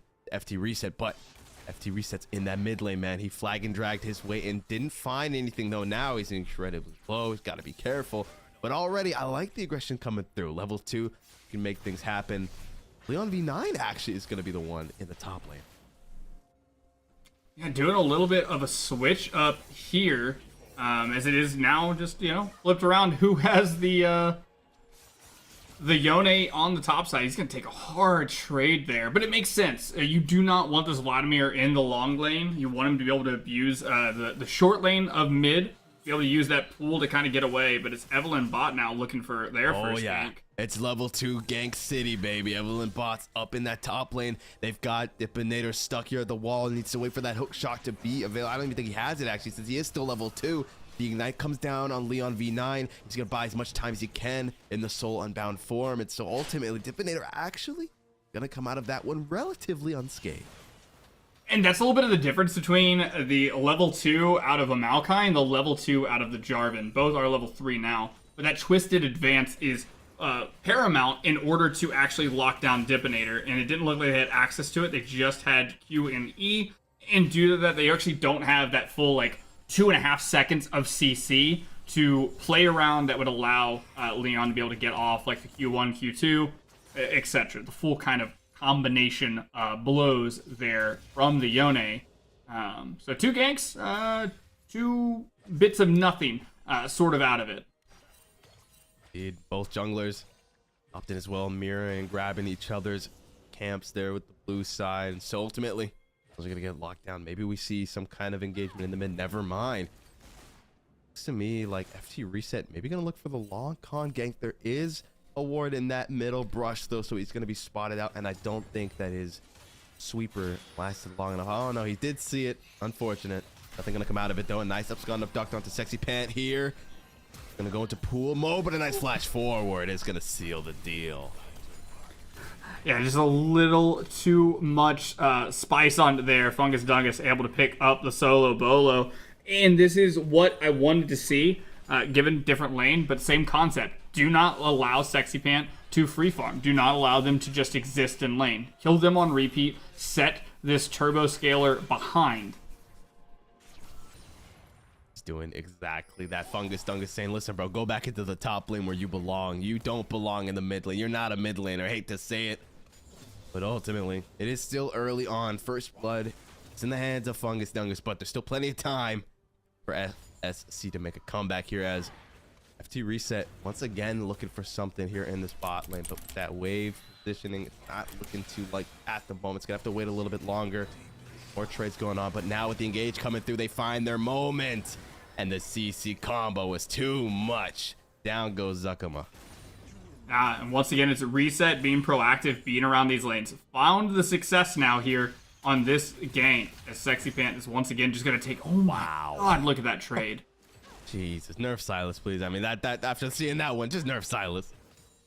Okay, listen, I don't know if it's a nerf Silas as much as did eat the whole Abscond, Abduct, Kingslayer, plus the Chain Lash. So that's a total of 4 of those enhanced auto attacks on top of the ability damage itself. So quite a bit of damage in a short amount of time. Oh my God, the re-engage comes through. They don't find the Dark Binding, but it doesn't matter. Tick, tick, boom. And out goes Onsty. Playing towards the Tristana. Get Instinct ahead. They were 3-0 around 15 minutes, and you know, they're already 1 kill off of that here at 6. So this begins to become very unplayable if the Tristana is able to continue to farm up and get ahead in the gold. Can just build into the Kraken Slayer and that crit damage on the explosive charge will basically take out either one of these bot laners in a full combo. So it's going to be like an E +5 auto attacks. Congratulations, you're back to the gray screen. Yeah, listen, man, I told you the moment we saw that Jarvan get locked in, bot lane was doomed. And we're seeing that exact method happen. Not in the way that I expected of him just chilling in that third brush over and over, but whatever works, works. And now with those 2 kills on Instinct, let's see if he could do what he did in game number 1. He was looking good on the Xayah. He seems to be a bit of an IE abuser. He had the Xayah, now he's got the Tristana, and oh my god, Fungus Dongus, man. The king of the mid lane himself, the sexy pant. What are you still doing here, man? Send Leon down. Send me a real challenge. Hey, listen, we're going to have to, watch out on that one a bit. It was Dipinator last game having the standout performance on the Yone. Leon now trying to show him why he was able to dodge out on so many skill shots, because he knows how to play the champion just as well. Although, hasn't been able to find a lot here. It's been very quiet up on the top side. Indeed it has. Seems wherever Leon, well, actually, never mind. Just as you say that, it got a whole lot louder. Fate Seal gets dropped down, but the Ignite is just ticking down. And down goes Leon V9 as well. Now, things are looking rough for FSC. Completely different script from game number 1. We are 7 minutes in and already 5 kills over to FIT. Now, the one shining light here is the fact that Evelyn Bot, this time around, has not been messed with, is up almost 20 CS. And what that could mean here very shortly is we have to remember the starter Pokemon here, our jungle pets, they matter. Because now Evelyn Bot is 3 camps or 3 treats, depending on the bonus ones here, off of getting that 900 spike. Meanwhile, Reset is a couple resets away from it, so that can create this disparity around an objective. And with how tumultuous the top side has been, there's a chance we could have ourselves a little bit of skirmish around this Rift Herald. Smite discrepancy is very close to being at hand, but of course that does beg the question, will Evelyn Bot find an opportunity to even use it, or is he just going to get shoved off of these objectives by Fungus Dungus, by Instinct, who are already so incredibly far ahead? Fungus Dungus already picking up his mythic item here, and he's looking to pick up yet another kill, and in Florida man fashion, he does not care about the turret. And now 3-0. Where's your Dark Seal, sir? You have to start saving up that AP 401k. Is Reset still on the bottom side of the map looking for something again? This time, though, Evelyn Bot is going to be down and around. Has access to the Nature's Grasp, but nice little ward place there. I don't think it's in the bush, though. Maybe. Well, either way, it's going to do its job because it is going to mark Evelyn Bot. He's going to have to use that sweeper to get rid of it. As we just cut real quick to Fungus Dungus, cashing in 2 more extra plates, more money in his pockets. And he's going for that reset. We better see a Dark Seal there. He better be saving up for his future. Oh, look, they may have a new challenger as there is the lane swap in effect here. Sexy Pant back up on the top side. Leon now coming back to the mid lane saying, my old friend. Welcome back. It's round 2. Technically like round 10 or something between these 2 guys, but regardless, you have to wait and see. Fungus Dung is still staying, I suppose, to grab maybe 1 more extra item here. Needs a little more extra gold. And the top lane, Dipinator, putting a lot of hurt onto Sexy Pants, saying it doesn't matter where you go, you are going to get gapped. Leon V9 is going to hold his ground here now. Obviously 3-0. Silas, you got to be wary of that 1 level down as well. Not underestimate that low looking HP bar here. 1 Kingslayer and he can get that all back. Looking for a bit of damage onto Leon. Oh my god. Oh, there it is. Okay. Evelyn Bot dropping the ulti just to be safe defensively. Not going to find anything though. Now with Fungus Dungus having that Fate Seal, you got to be very careful. Yeah, Evelyn Bot has to sit around here and hover. Oh my gosh, reset. Ooh. Flag and drag over the wall, was looking for something. Doesn't quite find the mark though, as the Herald is going to get dropped, and now Leon V9 is getting the mid laner treatment that my mid laner usually gets in solo queue. Everyone on his lane, 10 minutes in. Herald's going to crash just barely. They were almost able to get rid of it. That's just some more plates going over to the side of FIT. And now you see this misstep. Now it's leaving Austini down here on their own. And that is a champion. Instinct is a champion that will absolutely tower dive you or just pick away at this tower. Has a really high, base AD plus that explosive charge to just pick up solo plates. Is important to note in the middle lane, Fungus Dungus did not get the local gold from the plates, was outside of the range, so only Reset got any money off of that play. That true damage coming through from Dipinator with the Sheen as well. Precision Protocol hurts.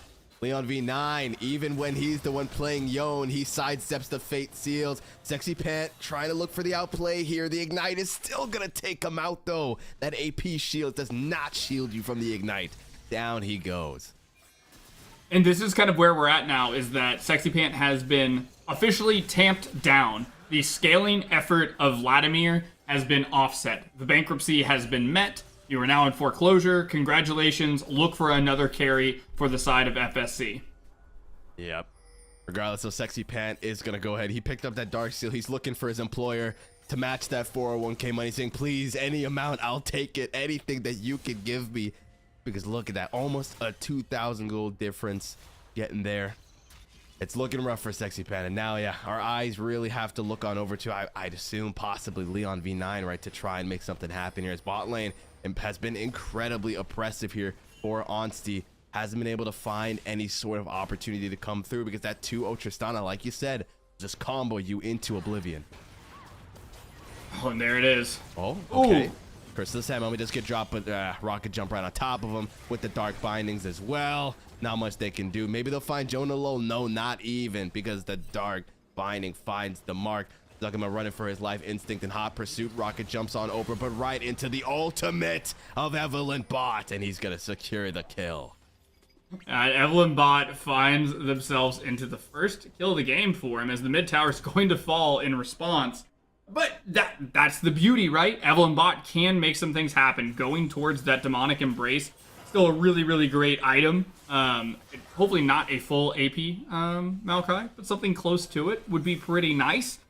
Here to help be the engine in this early game, or what is now the mid game, as Leon's going to be the main carry. That has to be the answer here. You don't generally pick Jhin to 1v9. You pick Jhin to be a supportive champion, able to use the curtain call, able to use the captive audience in order to set up plays, and maybe hit some really good fourth shots that take out some key members.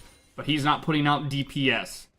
Oh yeah, FT reset. As well as Fungus Dungus here. Trying to apply some pressure in this top lane, force Sexy Pant to back off. They find a bit of damage. The Pinator incredibly low. He's got to be careful. They find the first Spanish toss onto FT reset, and they're looking for an engage. Flash, Kingslayer. It's going to be enough. Down goes Sexy Pant. Can they find two is the question. Fungus Dungus getting lower. Evelyn Bot in pursuit, and he's not getting out of this one. Down he goes into the hands of Leon V9. And see Onstein using the curtain call actually to set up and get rid of the wave. Just stopping the pursuit here on the bottom side from Instinct and Jono as the play happens on the top side. Very important, Leon got the shutdown on Fungus Dungus. Indeed he did. Under the turret, though, is not a good place to be because 2 kills going over to Dipinator. Leon V9 turns around. He's going to take someone with him. Never mind. No, he won't. A triple kill for Dipinator. 1, 2, 4.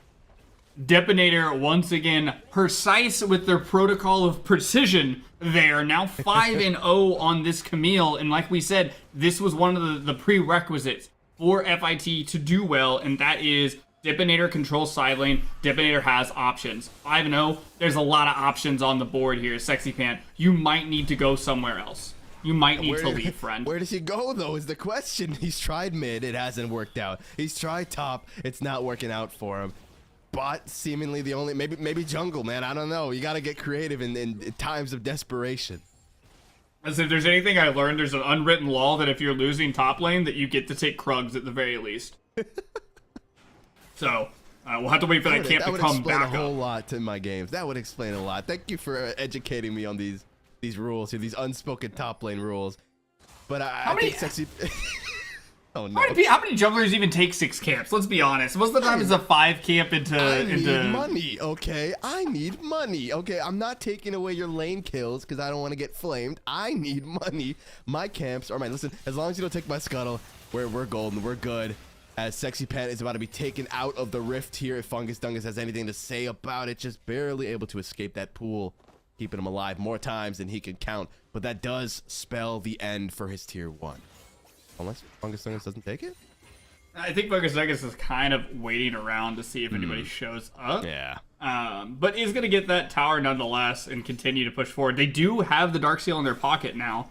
I like it. After you die once, now you pick up the Dark Seal. Respect. Also working on that death cap here. And this has been a lot of the story of just solo kill after solo kill in the mid lane. Did eventually fall. But both the solo laners of FIT putting on strong performances here thus far. Yeah, absolutely. Fungus Dungus saying, listen, I got that inevitable one death out of the way. Now I can grab the Dark Seal here and start stacking up, get my money up. A beautiful abscond of Duck. The stuns come through. Leon with the ulti to escape, and Fungus Dungus still gonna get him with the plague. Brutal. That's a painful one here. And this is what I was saying, is that if these solo laners are ahead, they control the game. They control what happens. And right now they're controlling the pace as the jungler is topside because they know they can't go after that dragon. It's not theirs. Yep, phase rush. Gonna buy him some time, but maybe Fungus Dungus goes a little too deep here. Kingslayer, not gonna be enough, and the bait was successful. Evelyn Bot picking up yet another shutdown. Some money going into the jungler's pocket. That is not a bad thing, but in the midst of it, look at that. I would like you to note that neither... Oh, wait, there was the jungler. I didn't see Jarvan. I was like, just by the way, that's the bot lane just taking the Herald. But instead, reset is there. So that's 2 neutral objectives taken. They get to win out on both sides of the map, all for the simple price of Fungus Dungus dying for the second time. We'll take it. His honor was besmirched, though. Is it really worth it, Rector? I don't know. I think we can have a debate, but in league terms, it was definitely worth it here. 3 drags as well for FIT. Next drag is soul point for them, so FSC's clock is ticking. They've got 4 minutes to make something happen. They need to pick up some more kills. They need to get some shutdowns. Dipinator is still 5-0-0. He's looking real strong. A lot of opportunities open for him, like you mentioned. They got to take this man out.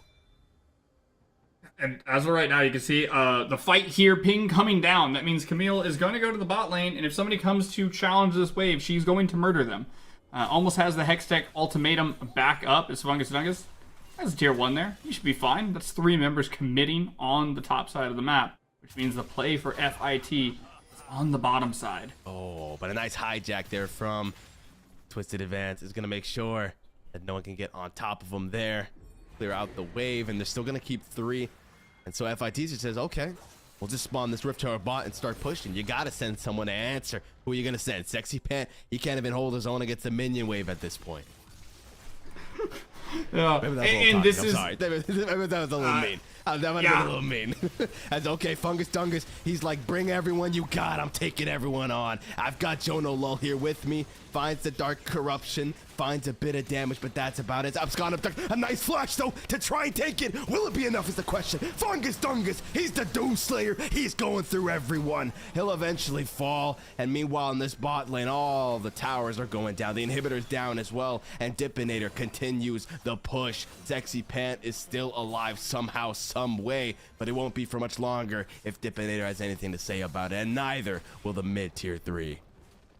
And now at the end of the play, they're going to get the top tier 1, but they lost their bot side tier 2, their tier 3, their inhibitor. They gave over some more kills along the way, and now their mid tier 3 is gone as well. You know, Fungus Dungus is invoking what Silas is actually all about. It is not about farming. It is not about your items. It is about just make plays. Like, once you hit level 9 and you've maxed out Kingslayer, congratulations, you're full build. That's all I need you for. Is just get abscond abducts and just waste people's times and make these crazy engages. And that's all he's had to do after an extremely strong laning phase, is he just wastes their time on the top side, does lose his life for it, and loses a tier 1. But all the space that he created for his team there was just textbook great playing both sides of the map. Yeah, was able to take 1 member out with him, allowed his team to take 2 or 3 turrets, I want to say.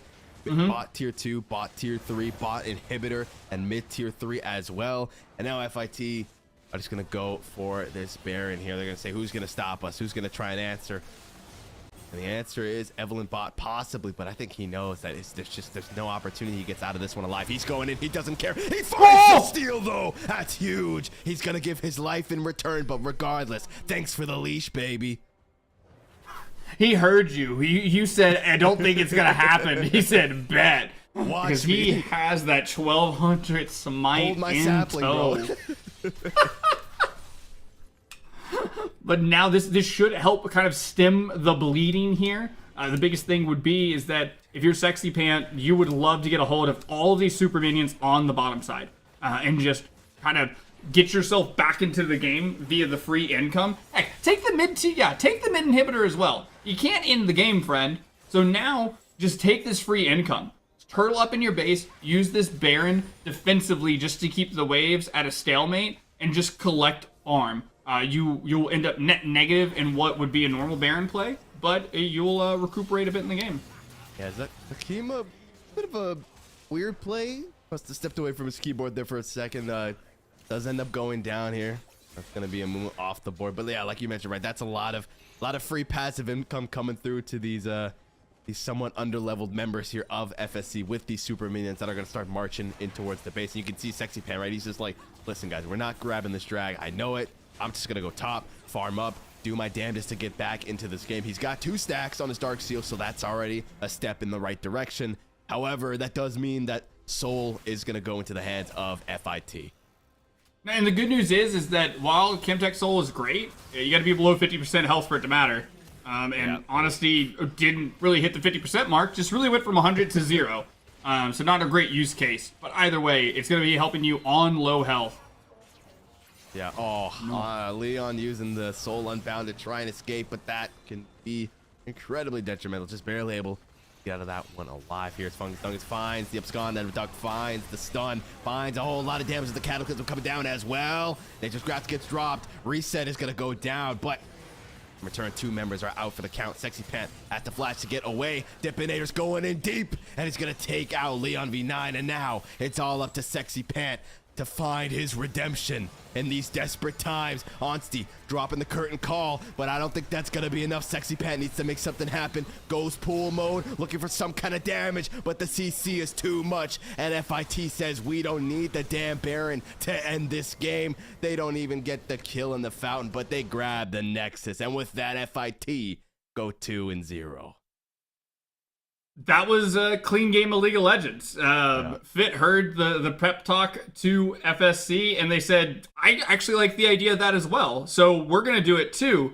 And they do it to such perfection all around the Sylas in the mid lane and the Camille on the top side. Both of them have this strong laning phase. Sexy Pant tries to have a good laning phase, gets forced into the top side. Camille's already propelled at that point, able to just kind of feast on this. And not saying that Sexy Pant is a dirty enter, but the phrase that I hear from a lot of coaches about solo queue, they talk about anything like that, it's like, find the weak member on the team and exploit them over and over and over again. And it just puts them out of the game, which was one of the key barometers to set the Vlad behind. They do it wonderfully, and then they never stop moving. They're able to use that lead that Fungus Nugget set up to just absorb all the pressure. Please, come fight me under my tier 1. Dive me. Because we're getting so much on the other side of the map, we're always going to get more than we lose in those situations that for this level of play, it's pretty amazing to get to see and watch. It was because it was executed nearly flawless. Yeah, the macro coming out from FIT was astonishing. It was beautiful to see. And I mean, yeah, it's a bad situation when as a Vladimir, you're losing your trades even under your own tower, right? When Dipinator's just like, dude, I don't care about your turret, man. Like, I'm still going to send it. I'm still going to precision protocol 600 true damage you. And we saw exactly that. It was unfortunate. It was nice to see, though, that FSC did kind of listen. They did realize that they needed to make some changes. And things did look better for them. But unfortunately, they just, FIT found the chinks in the armor. And like you mentioned, right, find the weak link and exploit it, and they did exactly that. Absolutely. And like you said, there's a lot of good pieces out of FSC from the side of adaptation and learning throughout a series that's going to help them as they go forward. Because this is only week number 3. We are pretty early on in the grand scheme of things, so they have time to grow and mature in this. But for now, Fit is up to the task. You could say they're fit and ready because they have picked up their second win in the series. They are indeed. I would say we're not as fit now, a little exhausted after what was one hell of a 2-game series, but we're not nowhere near done because that was only the first series of tonight. Gonna be it from the two of us, though, as we'll throw it to a break. And then when we're back, you guys will have RMC and Orbital to take you through series number 2 of tonight. So I know you guys are looking forward to that. We're not gonna waste any more time. Rector, thanks so much for being here with me tonight. Once again, thank you all for watching. Don't leave. You don't want to miss this next series. Every time you hold me, take me higher, higher. Oh.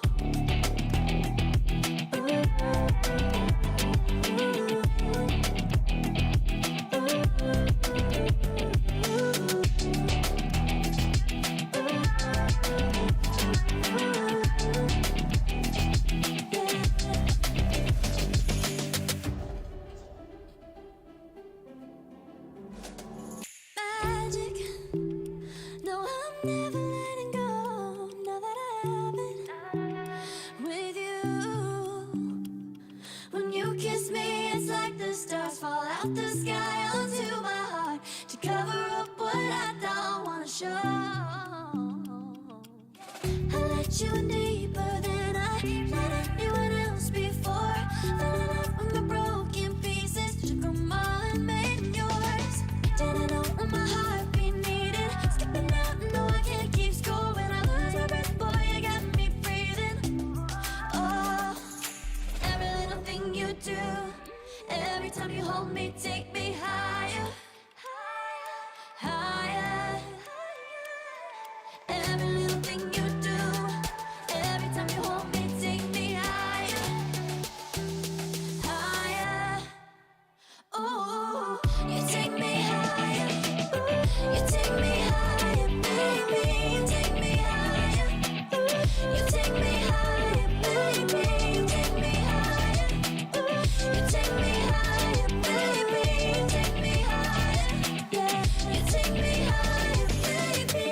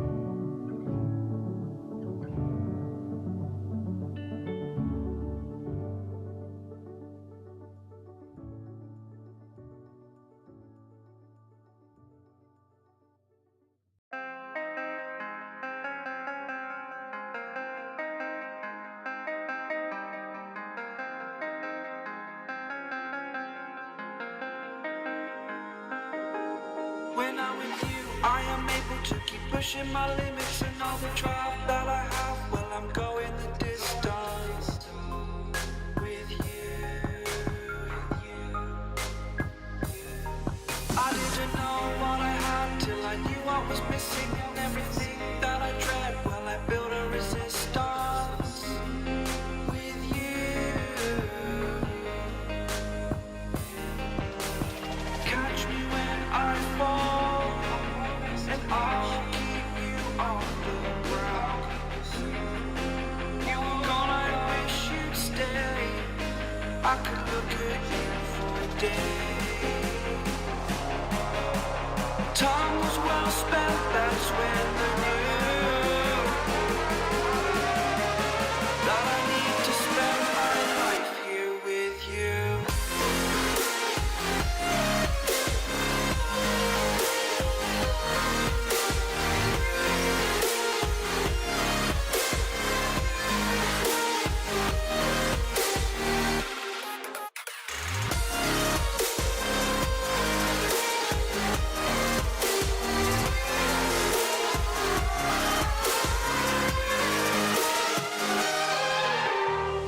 Take your time, not in the fast lane. I understand that you've been broken too many times, but I'll be waiting to mend your wounds from all you've taken. But if we listen to each other and admit our mistakes, then I can show you who I am, because I'm not the same. I'm better with you.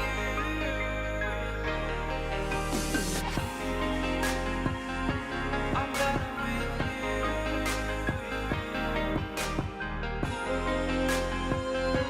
I'm better with you. Catch me when I fall, and I will keep you on the ground. That's when I knew that I need to spend my life here with you.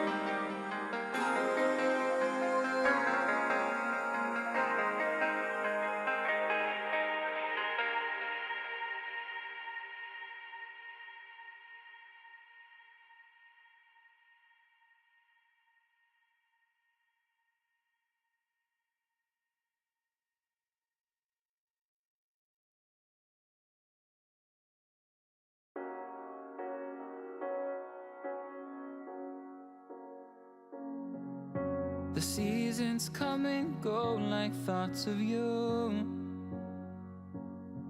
Like a wave returns to the sea into the blue.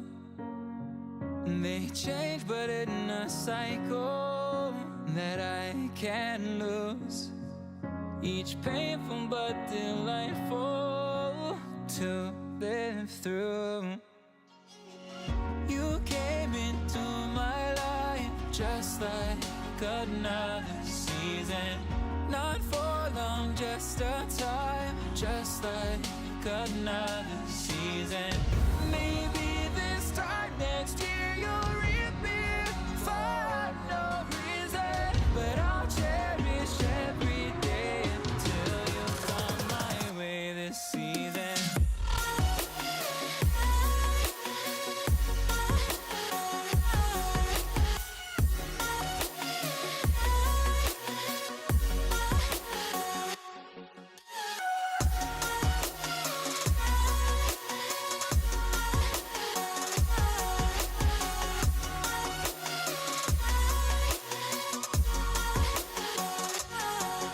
The seasons turn and change just like your mind.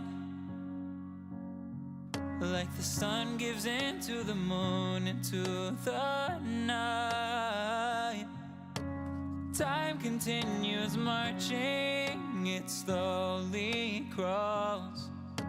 With each new one starting, I recall you came into my life just like another season. Not for long, just a time, just like another season. Maybe this time next year you'll reappear for no reason, but I'll cherish every day until you come my way this season.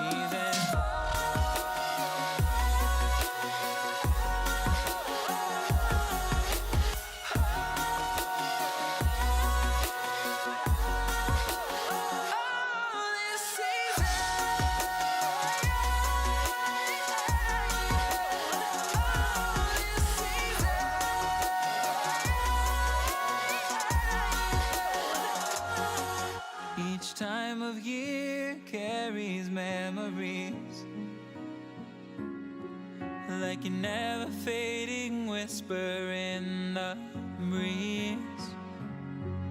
Oh, we will keep on changing all over again. Yeah, we will keep on changing. Just like another season. Don't want another day without you by my side. Oh, this season.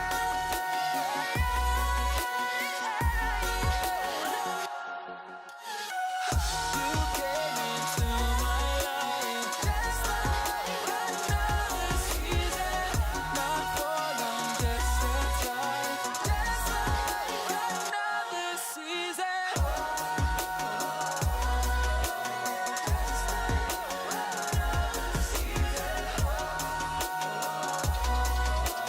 Just like another season.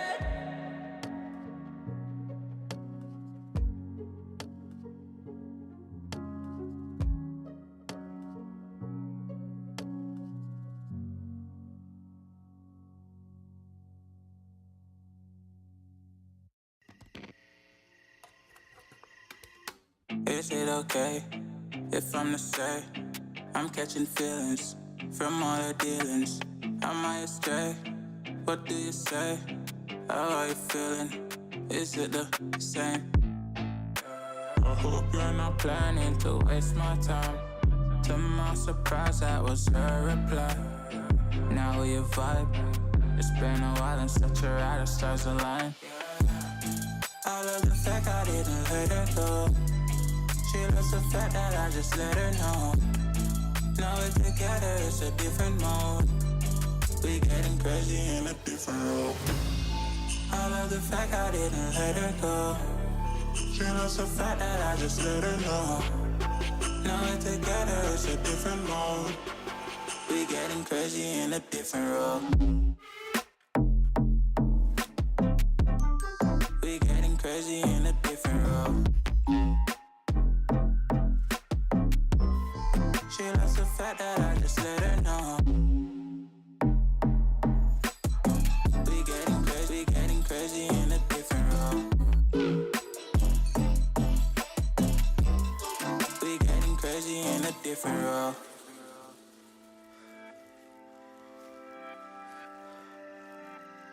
She my do or die, my bona fide.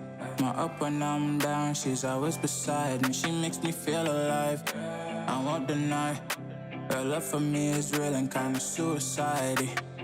She's not the same, she's such a rare type. She's far from plain, at least in my eyes. She said if I cross her, I'll be in the grave or under attack, but yeah, that's still my babe. I love the fact I didn't let her go. She loves the fact that I just let her know. Now we're together, it's a different mode. We getting crazy in a different role. I love the fact I didn't let her go. She loves the fact that I just let her know. Now we're together, it's a different mode. We getting crazy in a different role. We getting crazy in a different role. She loves the fact that I just let her know. We getting crazy in a different role. We getting crazy in a different role. Getting crazy in a different role. We getting crazy in a different role.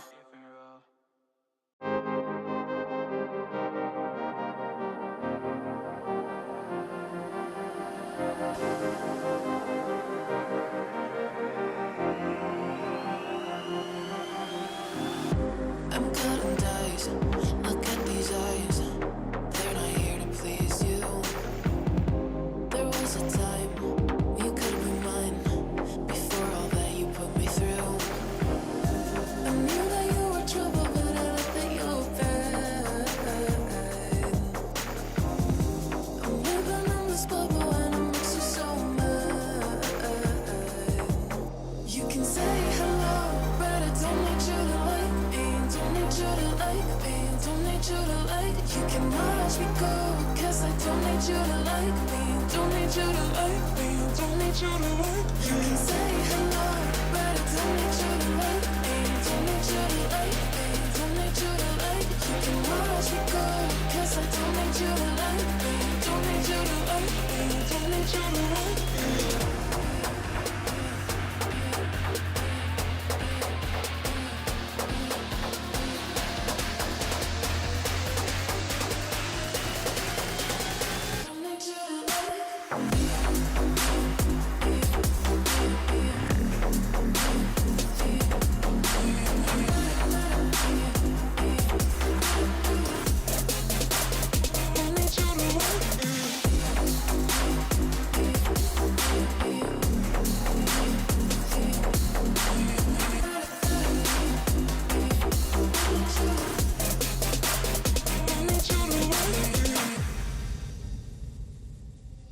You can say hello, but I don't need you to like me. Don't need you to like me. Don't need you to like. You can watch me go, 'cause I don't need you to like me. Don't need you to like me. Don't need you to like. You can say hello, but I don't need you to like me. Don't need you to like me. Don't need you to like. You can watch me go, 'cause I don't need you to like me. Don't need you to like me. Don't need you to like me.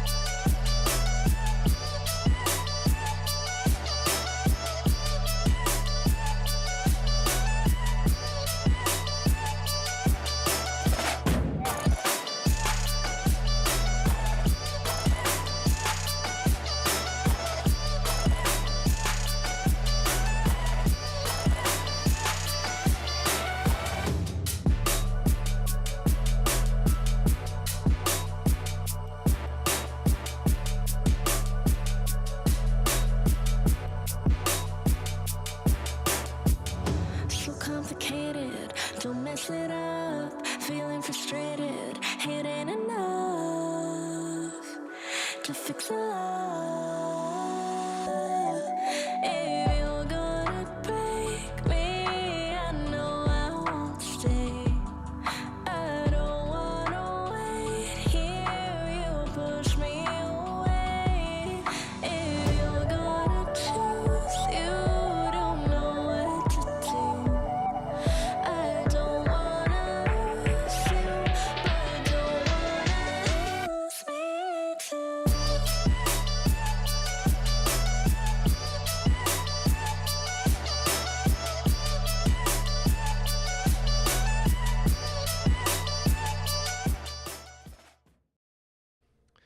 Welcome back, everyone. We are here ready for series number 2, and my face is much larger than you would normally see because I am much closer to the camera now. My name is Orbital. With me is the best minion to ever wander off the rift. It is Random Minion Caster, and we'll be bringing you the second and final series here on the mainstream. Very excited to bring this one to you as we come out of the Challengers Division. RMC, how you doing?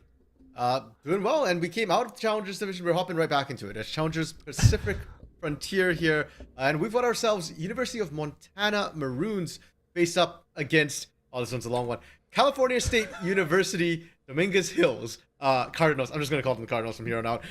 We've got these two coming at each other here. University of Montana, they were from Challengers last split here. They made semifinals in the playoffs, but they have had some shifts in some of their positions, picked up new players, or actually a bit of a change as well for them. Notably, their AD carry, Hyde, moving from that mid to AD carry position, but still a big carry for the team. And for the Cardinals, they got promoted up from the Emergence Pacific Frontier Division, another team with a lot of roster swaps and even more. Their coach has actually come back into the mid lane here. Iverson was actually looking to retire, called back in to serve his team, came back willingly here. And the Cardinals, with their coach in play, I can't say they've gotten more organized, but they certainly have more of a will to fight. Both their games, or both their matches so far, have gone the full distance here, and they've been scrappy all the way. And I like it, right? I personally will always root for a team that wants to scrap, that wants to get in your face, that wants to try things out. And the fact that they played 3 games every single series speaks to the fact that they better have some experience under their belt. Because if you play 3-game series the entire time, you know what it takes to go the distance. And that's always fun. Now, what does that say about their overall play? As you said, scrappy, but it also seems like it might just be a bit uncoordinated if you're kind of flying through there. So I'm very excited to see what they bring here today, if week 3 brings better results. On the same note, though, we are taking a look at UMT Maroon. You go ahead and see the players: Lucifer, Replay DK, TTC, which of course stands for Touch the Cloud, and hopefully you do touch the sky this time. We have Hyde and then Anayu. All these players are coming in here with a little bit of something to prove at 1-1, having taken a forfeit win over one of their opponents. Yeah, so that does mean that they've actually lost the only series they've played so far. The other one is a forfeit win. And on the other side, as we mentioned before, the Cardinals, who have gone full 3 games, 1-1 themselves, with D Luffy in the top lane, Little Asia in the jungle there, Iverson in the mid lane, XM Blood as their AD carry, and SRN Jr. As their support here. And Orbital, with these teams here, I'll go back to UMT Maroon a bit, because you mentioned they've only actually played that one series. The other was a forfeit win, and yet when I talk to them, this is a team that is focusing a lot on macro and communications, and those are things that take time to put together. You can't just, put 5 good players together and magically have good comms. No, they actually need to get used to each other. They've only played 2 games, and coming into today, even though it's week 3, it feels like both these teams right now are still in their growing phase. We don't really know what to expect from either.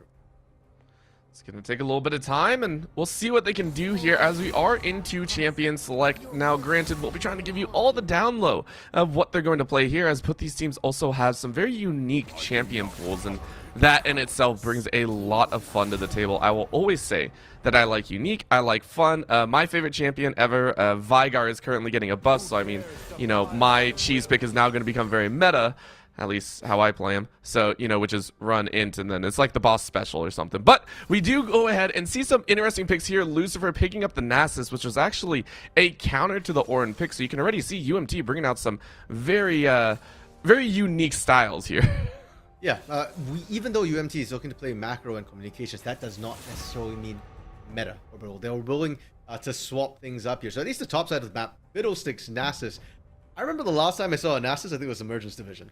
I don't remember the last time I saw a Fiddlesticks, and he's not actually bad. It was just that, with the changes to the jungle, you can't do multicams. You can't leash multicams at the same time with Fiddlesticks anymore. He kind of fell out of play here, but when you've got set up 4 team fights, something like an Annie, 3-man tippers, get your Fiddlesticks right in there, there's a lot of potential for big team fights coming through already, what we're seeing from UMT. And we'd like to also preface this, as we move down, Annie was actually first pick. It was a blind pick by UMT, so really laying into that one. So almost every champion out of CSUDH has been a counter number to that one. The Corki coming out in the mid lane trying to buff that Annie out, say, hey, you can't deal with that. The Maokai as well was a 3rd pick for UMT. A Tristana Maokai lane can be very deadly, but on the other side for CSUDH, the Cardinals, they also locked in their own crazy bot lane, an old powerhouse of we cannot let you get close. You will not have a chance to really pressure us out. And when the Caitlyn is off the table, or you just don't want to play the Caitlyn, you go to the Misfortune, as well as this support. It is the Karma to speed up CSUDH and let the Cardinals really fly. There we go. I was waiting for the Karma to get locked in here, bro, so we could talk about it. I'm going to start with UMT Maroons because now we finally see their full draft. You can see what I was talking about, Teamfight, with that Maokai as well. Their draft, as you can see, they're set up for Teamfight front to back pretty much. Actually, they're really well set up to receive engages coming through from the Cardinals. They're making their own engages. Will require a little bit more creativity from Replay DK, from Nayu, a little bit more Touch the Cloud with the Annie. It's very telegraphed, but that's their fastest engage. Fiddlesticks and Maokai take a bit more time. It's a bit easier to set up flanks. And then the insurance, of course, being Lucifer in that top lane there with that Nast is able to match skilling with Ornn. And that puts the timer on the Cardinals a little bit. The Cardinals composition is a little bit more interesting, which is why I want to deal with Maroons first, because that's straightforward. Cardinals, it feels like they've got a little bit of everything, right? Like they've got ways of team fighting with the Ornn, with the Misfortune. Both of those are a really strong combination as well. But that's kind of where the team fighting stops, right? Like they don't have a ton of setup for the Misfortune. We're not seeing Sejuani, we're not seeing a Mumu, Morgana even here. No. You paired it with Karma. So you've got good poke in lane to scale up into the mid game. And speaking of poke, you've got Corki as well. So now with the Corki, with the Karma here for the Cardinals, they can zone out and outrange Annie, which is one of the best ways to deal with her. Because in close range with all her buffs, she's really hard to deal with. Just don't let her get close. Her range is still pretty short. So it feels like, okay, they've got team fight. We don't want to deal with that. We'll pick, some disengage and some poke to come through. The big question mark for me here is a Nocturne for Little Asia. Yep, here we go. I'm not sure what that Nocturne is necessarily looking to do other than create picks or punish lanes in isolation. There's a couple of squishy people on the side of UMT Maroon that maybe you can look to pick off. You find Replay in the jungle, you can kill him. Touch the Cloud could be somebody you look at, especially once he gets poked out by Irison on that Corki in the mid lane. Or maybe look for Hyde, though that's going to be a little bit complicated with Nayu supporting that Tristana here. So it feels like that Nocturne's a bit of a dangerous pick. But the Cardinals have said before, they're a scrappy team. And I feel like their draft is more about getting themselves comfort picks, champions they know they can perform on, and then just mechanically outplaying the enemy team. I like that you say that about the mechanics and the comfort picks, and then we take a look at Little Asia, and Little Asia has not played a single game of Nocturne. We didn't even really see it in the match history. It's like, where'd that comfort come from? Help? But I do agree, right? If it is comfort, it is good to see. And of course, we are talking about the possibility of Little Asia getting a great early game off. And Nocturne is one of those champions that if you do get rolling, it can be spicy. It can be frustrating to play against. Yep. But you have to get to that point, right? Like, that is the difficult part. And the confidence, though, that's what I'm very excited for. Little Asia did pick that R4, said, hey, I've seen the Annie, the Tristana, and the Maokai come out. I am willing to take this Nocturne. So it feels like you said the Cardinals are going to scrap as hard as they can to fly their path, and UMT Maroons are going to try and rebuke them at every single stage. RMC, is there a lane matchup that you are just so excited to watch for? Is just there a place where you're just like, I want to keep eyes on all this. I want to see exactly where this goes. Okay, so not maybe so much for the champions picked here, but my eyes are actually a little bit onto the bot lane, the AD carries for both of these teams. We mentioned for UMT Maroon, their AD carry, Hyde, was, the former mid laner and is a big carry for the team in general. And you pick something like a Tristana here, it's literally supposed to be an explosive bot lane. So that's always fun to watch. But XM Blood for Cardinals as well. XM Blood is new to the team, came up through the tryouts here, and, actually caused their former AD carry to lane swap to the top side. D. Luffy was the former AD carry for this team. So if he's coming in from tryouts and, is good enough to replace their former AD carry, well, that should be a good lane to watch. That should be a very mechanical player as well. And I feel like with the Karma Misfortune, there's a lot of pull potential in level 6, kill potential as well, especially we've got a Nocturne. Little Asia coming down level 6 as well. I expect to see bot side focus coming through. All right, well, there you go. Some bot lane action, maybe the Rumble here. And again, with the high priority from the Cardinals on that Karma Misfortune, we kind of hope so. We kind of hope to see that power come out, and we want to see some fun at the same time. Tristana, I'm very partial to Yordles. I love the Yordles because they have some of the most unique kits out there. I want to see that Tristana fly as well. So, as we get into game number 1 onto the Rift, we're going to have one heck of a time. You can go ahead and see for Tristana, for Hyde, things are already not looking good. Let's quickly run back to base. Pick up a longsword and 3 bots. I love it. Okay, Hyde. That was too excited. That was so good. And that actually is unfortunate for UMT because one of the things Yeah. with Annie that got changed this patch was she gets the Pyromania stuns right away from level 1. So we've been seeing a lot of Annies, pick up that Q right away with that range, finding those early stuns, and then the team just dog piles in and gets first blood. And we saw UMT Maroon kind of split 4-1 with 4 people hitting to the bot lane. I feel like they were thinking about either invading or controlling bot side, and they're just like, nah, guys. It's not here. Back up. Oh man, everything went according to plan as both teams supposedly wiped the ground. They didn't see that mistake, right? They didn't see that mistake. Okay, we're good. After all that, we are stuck with a basic 5-point default, right? Very deep from both teams, not wanting to make those mistakes and wanting to get the game off on a good foot. Of course, opposite sides on the jungle sets here. It is going to be the junglers both starting at blue. Of course, Fiddlesticks starting up on that blue side really needs it, but no leash. I will say, RMC, though, there has been a trick roaming around on the social media sites. On red side, I do believe Fiddle can actually clear top red by doubling up on camps. It's very difficult, but it can be done. Okay, I have not seen it yet, but like I said, I haven't seen it in a hot minute. So I'll be curious if we see that happen. Bot side, the action we were talking about, Orbital. Level 1 just said send it, and you know what? It's not a kill, but it's a lot more pressure than UMT really thought they were going to get. Huge early laning presence. So the thing too is Tristana power spikes at level 2 actually. Level 1 is often hard to stick on your target, but level 2 with the jump there, you can really jump and kill a target. So now SRN Junior has to be extremely careful about stepping up. I assume Hyde's going to be chugging as much pots as he can. Same with Junior there. In preparation, level 2 being hit here, but the wave's pushing away, so Cardinals should be safe. I feel that was also because Hyde knew that you have a bunch of pots on the back end, right? You're more than okay taking that one. The problem is now again you have expended all those pots, so we're gonna have to see how this shakes out. I'm very, very excited to see what more they can have, and then if the junglers will actually roam down and identify that, hey, these are aggressive bot lanes. These are going to be the main priority, like you were saying, RMC. Rest of the lanes though, pretty stock standard. Lucifer on the top side, still waiting to be able to have that wave crash into them. As a Nasus, of course, it shouldn't be too big of a problem. You're like, hey, I want to farm up. I want that wave. Mid lane as well, fairly even for TTC and Irakin. Yeah, and I feel like, top and mid, don't expect to see too much attention early. TTC trading heavily, but the Annie's really about that level 6 when you get Tibbers here. Oh, replay sneaking in. Oh, and they went for it so clean. That's the hard CC that you like to see. You know what? 2 flashes for a kill. I think you'll take that.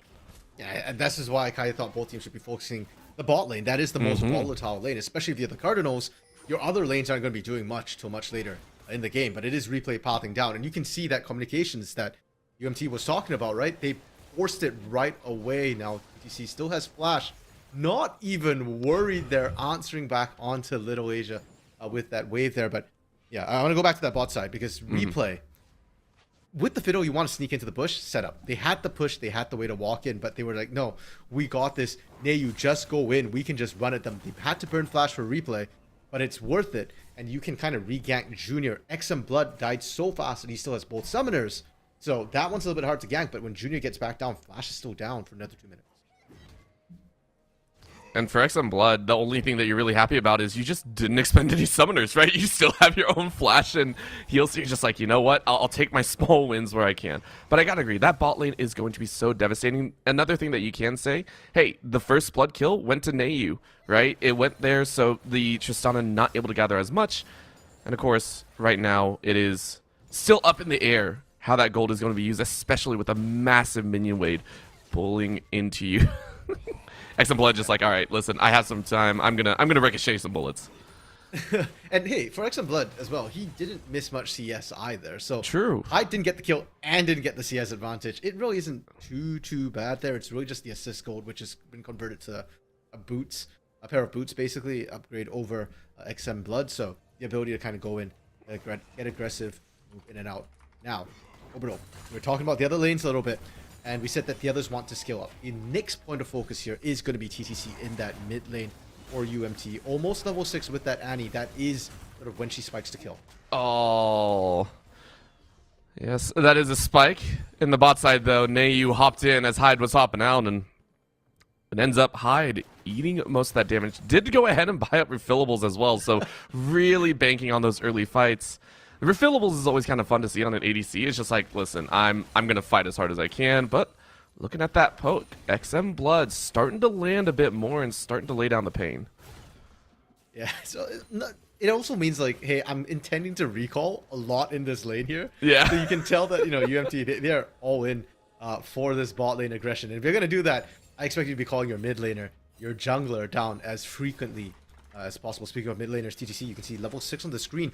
No teleport though, so took quite a big chunk, whereas Iverson came back after, recalling full health and all that. Replay looking for this here. Oh, good flash stun. You know you like to see it, but Replay, burned that flash earlier, doesn't have it to get in range. So TTC and Irakin will just trade flashes.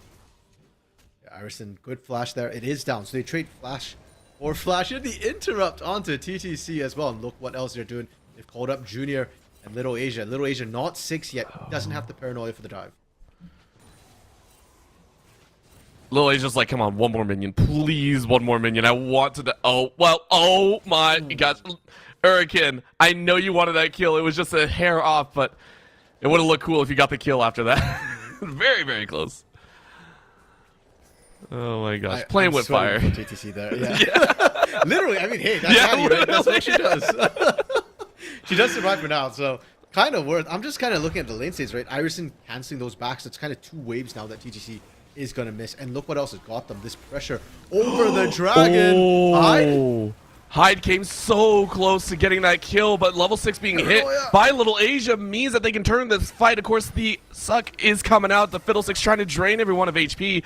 It's not going to happen. They lose the dragon. They don't get a singular kill, so CSUDH turn that fight around. They say thank you very much for our hard-earned buff, and they walk out with a bit heavier pockets.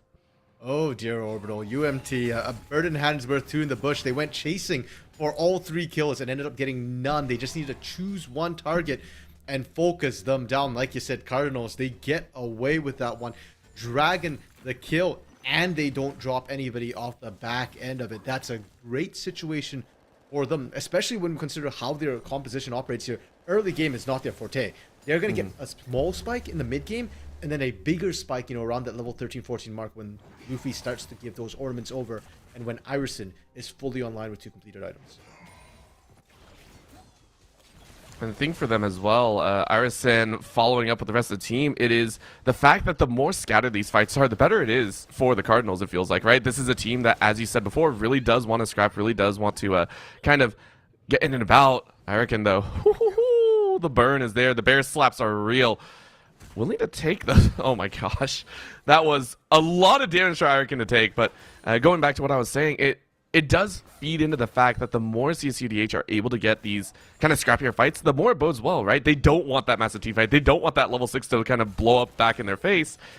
So if they can continue this pressure of, well, you're going to have to kind of have a disjointed engage, maybe Hyde jumps in or, a replay goes in on their own, that bodes well for them. They're hoping they can find that at least once or twice more. Yeah, and that to me is a lot on UMT and how they want to approach these, right? You've got the Annie, Fiddle, Maokai team fight combination. That's what we're talking about here. They kind of need to get that together, and Replay wasn't able to use his ultimate in that last fight. If not, they easily pick up the 3, but it's that, like we talked about, the setup required for Fiddlesticks. It's not a quick ultimate. It does take time. Now, they are going to be able to get the Herald with the pressure that they have put down, chasing Iverson back out of lane, and Luffy under his turret here. So UMT Maroon answering a little bit with this Herald. The question is, where are they going to drop it, and what are they going to do with it? Probably not top lane. Nasus wants that isolated lane as long as he can possibly get. So maybe into mid lane, try and punish this Corki early. Oh, and they're actually calling it on the other side of the map. You can actually see the fight breaking out here, and I think it wasn't more a fight, but just trying to go for that steal. I saw the Oranhorn go down, so You know what? You went for it at least. I do like the attempt. You were saying the elongated lane and hoping to try and run it out so Lucifer doesn't pick it up. It is going to go to replay, which is the standard. But at least they're trying to engage with this. That's all I can really say. Cardinals, they are wanting to try and find these moments for themselves, and I love it. Irakin once again in the mid lane, and they called a paranoia down. Little Asia. That was kind of a snap call, and you don't even go in, but it's the fear factor, right? Replay is going to bring the fear of their own. That is going to be the bullet time, though, coming in. No fear goes in, but you get the kill, and that's all you need. Now a root onto Junior, who got silenced, and that is the kill potential that you wanted. UMT pick up a double for Hyde. Yeah, there you go. As long as you can set up for that Crow Storm there, Orbital, that's all you need. And unfortunately, XM Blood as well, using that bullet time, ended up spelling his own downfall because he couldn't move when Crow Storm came in. You just need to cancel and run at that point. Flash, by the way, still up for XM Blood. Hasn't been able to use it all game here on either of those deaths. And suddenly, it's not about pressuring Iverson in that mid lane with that Herald. No, you get those kills bot side, you drop it immediately. Tristana is a demolition machine down there. You get 3 plates as well, and this bot lane that we said was so volatile. Wow. Maroon seems to have won that one out. I do want to pose a question to you, because at least for me, I'm a very safe player, right? If I'm XM Blood, especially when you pick up this ADC in the first rotation for your composition, right? When you take a look at the composition coming out from the side of UMT, are you okay with the heal, or would you have preferred to go cleanse? Because I would have preferred cleanse if I see this team composition, right? I would have been like, I don't want to get caught at all. Do you think that would have been more optimal here, or do you still like the heal coming out? Okay, you asking me this as a caster or as a minion? Let's go with both. Let's hear the caster opinion first. Okay. No, you know, I'll give you my minion opinion first. You know what all day long, Orbital? Oh, no, I don't. We run it down the lane and feed everybody. Yeah. So, you know what? Take Ghost. Take Ghost. As a caster, the heal is not inappropriate here. Cleanse if you're worried about getting tagged by CC. But the problem is that, what CC are you worried about? The Maokai one you can technically outrun here between that strut and that flash. So if you're taking it for the CC, you're worried about Touch the Clouds coming down to mess you up here. Whereas if you take the heal, that's more for the lane. When Tristana jumps in, you heal, you survive a bit longer, and you get the speed boost to disengage here. Same with that flash. We just haven't seen the benefits of that heal because it's been overkill from UMT Maroons when they pull that trigger right now. And even with that cleanse, I don't think XM Blood would have survived. Very, very fair. You know, when they send the entire artillery shell at you, you're like, I can't really move here. But I do agree. I like the Ghost as well. I like to run as fast as I can as well, whether it be towards the enemy or away. Right now, second Dragon coming up here. CSUDH Cardinals hoping to gather 2 and set their wings alight. But in comes that Twisted Advance. They are going hard. TCC, though, is able to find 1 with that ulti, and the fight does break out. But UNT, again, this is their style. When they get together, when they group up, they do work. You lose the dragon, but you take 2 kills on your own. So this time, the dragon is not taken for free. Yeah, and the promised power spike for Cardinals in the mid game is not materializing here, Orbital. The mid game power spike is supposed to come from XM Blood's bullet time when you're being set up by Luffy. Well, XM Blood has fallen behind 0-3-1 right now with that Kraken Slayer. That is not the bullet time build. And Luffy can't leave the top lane. Luffy's still stuck up there. Lucifer just keeps driving in with minions over and over and over again. So now the Cardinals, 2k down, you kind of have to start surrendering a lot of these objectives here in a 5v5. Either that or you look for picks first. And then now you're just kind of stalling out a little bit till the aforementioned, level 13 for Luffy, where he starts getting Masterworks. Iverson's 2-item power spike, where he starts to hurt and actually be able to chunk people out in a not extended laning phase. I mean, he's doing great against TTC, but it's taking time. TTC is still trying to reach for those clouds right now, down about 30 CS, which kind of reflects what you were saying as well. And also going the Rod of Ages build, so not the hard burst, just going for that safety, which again, I can agree with for sure. You just want to stay alive and get those stuns down. But it's going to take a little bit. It's going to take a little bit. You were able to pick up a kill. It is very, very nice. So for right now, UMT, they gathered the kills. They are down 2 dragons, but the Mountain Soul. A Mountain Soul of all things against a team that you already are going to have a fun time reacting against.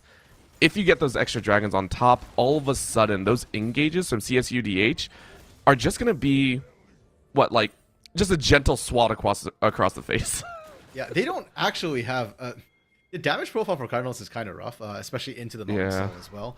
Because if Nocturne goes in, you don't have enough damage to kill people at that point, right? And likewise with XM Blood, your burst damage, your bullet time's not that good. You've got to step up and actually auto, which you already have to do the Kraken Slayer, but you're kind of squishy, and you're very, very short range. Look what happens when you think about going in. Oh, well, that's what happens. Hyde ate a little bit more than they would really like, and then Little Asia said, I want a piece of that, and I don't want the piece that I was given, because TTC is there. TTC trying to run up, and of course, with replay behind, means that Junior and XM Blood are going to retreat. So you know what? Hyde pays with their life, and a little bit of farm will be lost on their end. CSUDH, grab a kill in a tower. Yeah, that is massive from the Cardinals, and the Cardinals have been really good at kind of playing, not really catch up necessarily, but reacting to the way UMT has been trying to punish here, right? And we see Iverson just sits in the mid lane, takes that. The bot side's able to survive on their own.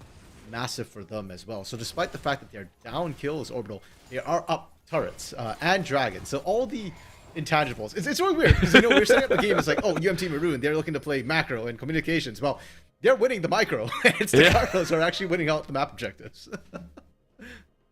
It's so backwards. What is going on here? It's a topsy-turvy world. Someone used a trick room on us, right? That is a painful one, but right now, this is, we're right back to that bot side, RMC. I think 95% of the action has been on this bot lane. Oh, someone tanked for replay. Someone tanked for replay. He has a stopwatch. He should be fine. Gonna be okay. That was the last tower shot. I love how much damage came through, though. That one feels kind of bad. We also love the spectator bugs. Whenever a pause goes down, the client likes to go, I don't know where I went, but going back to it again, as you said, right now, Maroon looking like the aggressive kings. They're saying, we want to go in, we know our strengths here, we want to get those heroes, we want to punish that bot lane. And for the side of Cardinals, we're flying around objectives. We're taking what we can, we're getting the towers where we can, and it has ended in almost still gold. It's been stalemate gold, 25k, I think, a piece right there. And I feel like, despite the fact that it is Cardinals walking away with the objectives here, you can see sort of that scrappy idea where they're just like, okay, what do we do now? What can we achieve in our current moment here? And it does feel like they're very knowledgeable, comfortable with their power spikes. They know that they're not winning these sort of team fights, so they're trying to avoid them by just going for these objectives, rushing them down first. And again, likewise for UMT Maroons, you can see the communication. That there's no doubt. The ganks have been really, really clean, right? And that's communications coming in saying that, hey, we'll get the CC down, we'll set you up, replay, just go when we say go. The macro is there as well. You can see them setting up for the objectives. If anything, I'd argue that the setup's actually what's killing them here, because Cardinals have no hesitation. They're just going for it immediately. Whereas UMT Maroons, they're setting up, which means that they can get the kills after, they can punish for it, but it also means that they're just a little bit too late to some of these objectives.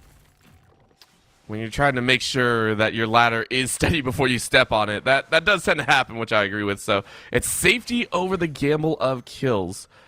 And TTC, of course, saying, I don't want to die anytime soon, has that Rod of Ages, is starting to stack up. We'll have to keep eyes on that one, as that, to me, is a very important item for any of the mana stacking mid laners. You don't see it. I understand it's a prevalent item, but I just love the burst of Annie, right? We love seeing that one-shot kill potential. Same with Irison, building up that mana immune and trying to stack up as a Corki does. But that's not really the play here. Lucifer on the top side, saying, hey, I want to fight this, but you might have stepped on a bit more than you would like. It is the full fear. It is the full pain. You are burned and slaughtered. Still getting very close. Oh, my God. No, Lucifer. I saw it. I saw it a little bit, but I didn't want to believe, but I did. Lucifer wins a 1v2. Okay, yep. That top lane went to hell in a handbasket, right onto Lucifer's home ground. I mean... Yeah, that's Nasus. And normally, I didn't expect Lucifer to be able actually to turn that quickly. I mean, yes, Nasus is infamous for doing that later into the game. Oh, but we're only 18 minutes in. This is not late game Nasus. This is only mid game Nasus with the Divine Sunderer. But I think that speaks to Little Asia a little bit right now. Little Asia 0-2-1 has not been able to farm up, has not been able to find the kills that you need to snowball. And if a Nocturne is not ahead, a Nocturne is not going to be anywhere as far as pressure is concerned. Yeah, that's you're now feeling the full weight of the 1v2 top side. UNT get a dragon for free, and now they have to worry about Nasus being unleashed, right? We saw it earlier. There was a bit of punish from D-Luffy, and now a problem arises where Lucifer has caught up and is actually ahead in farm. So, we were talking about the mid lane disparity, Iriston and TTC. Well, that's now being covered by the side of Lucifer. So well done. The dog has been unleashed.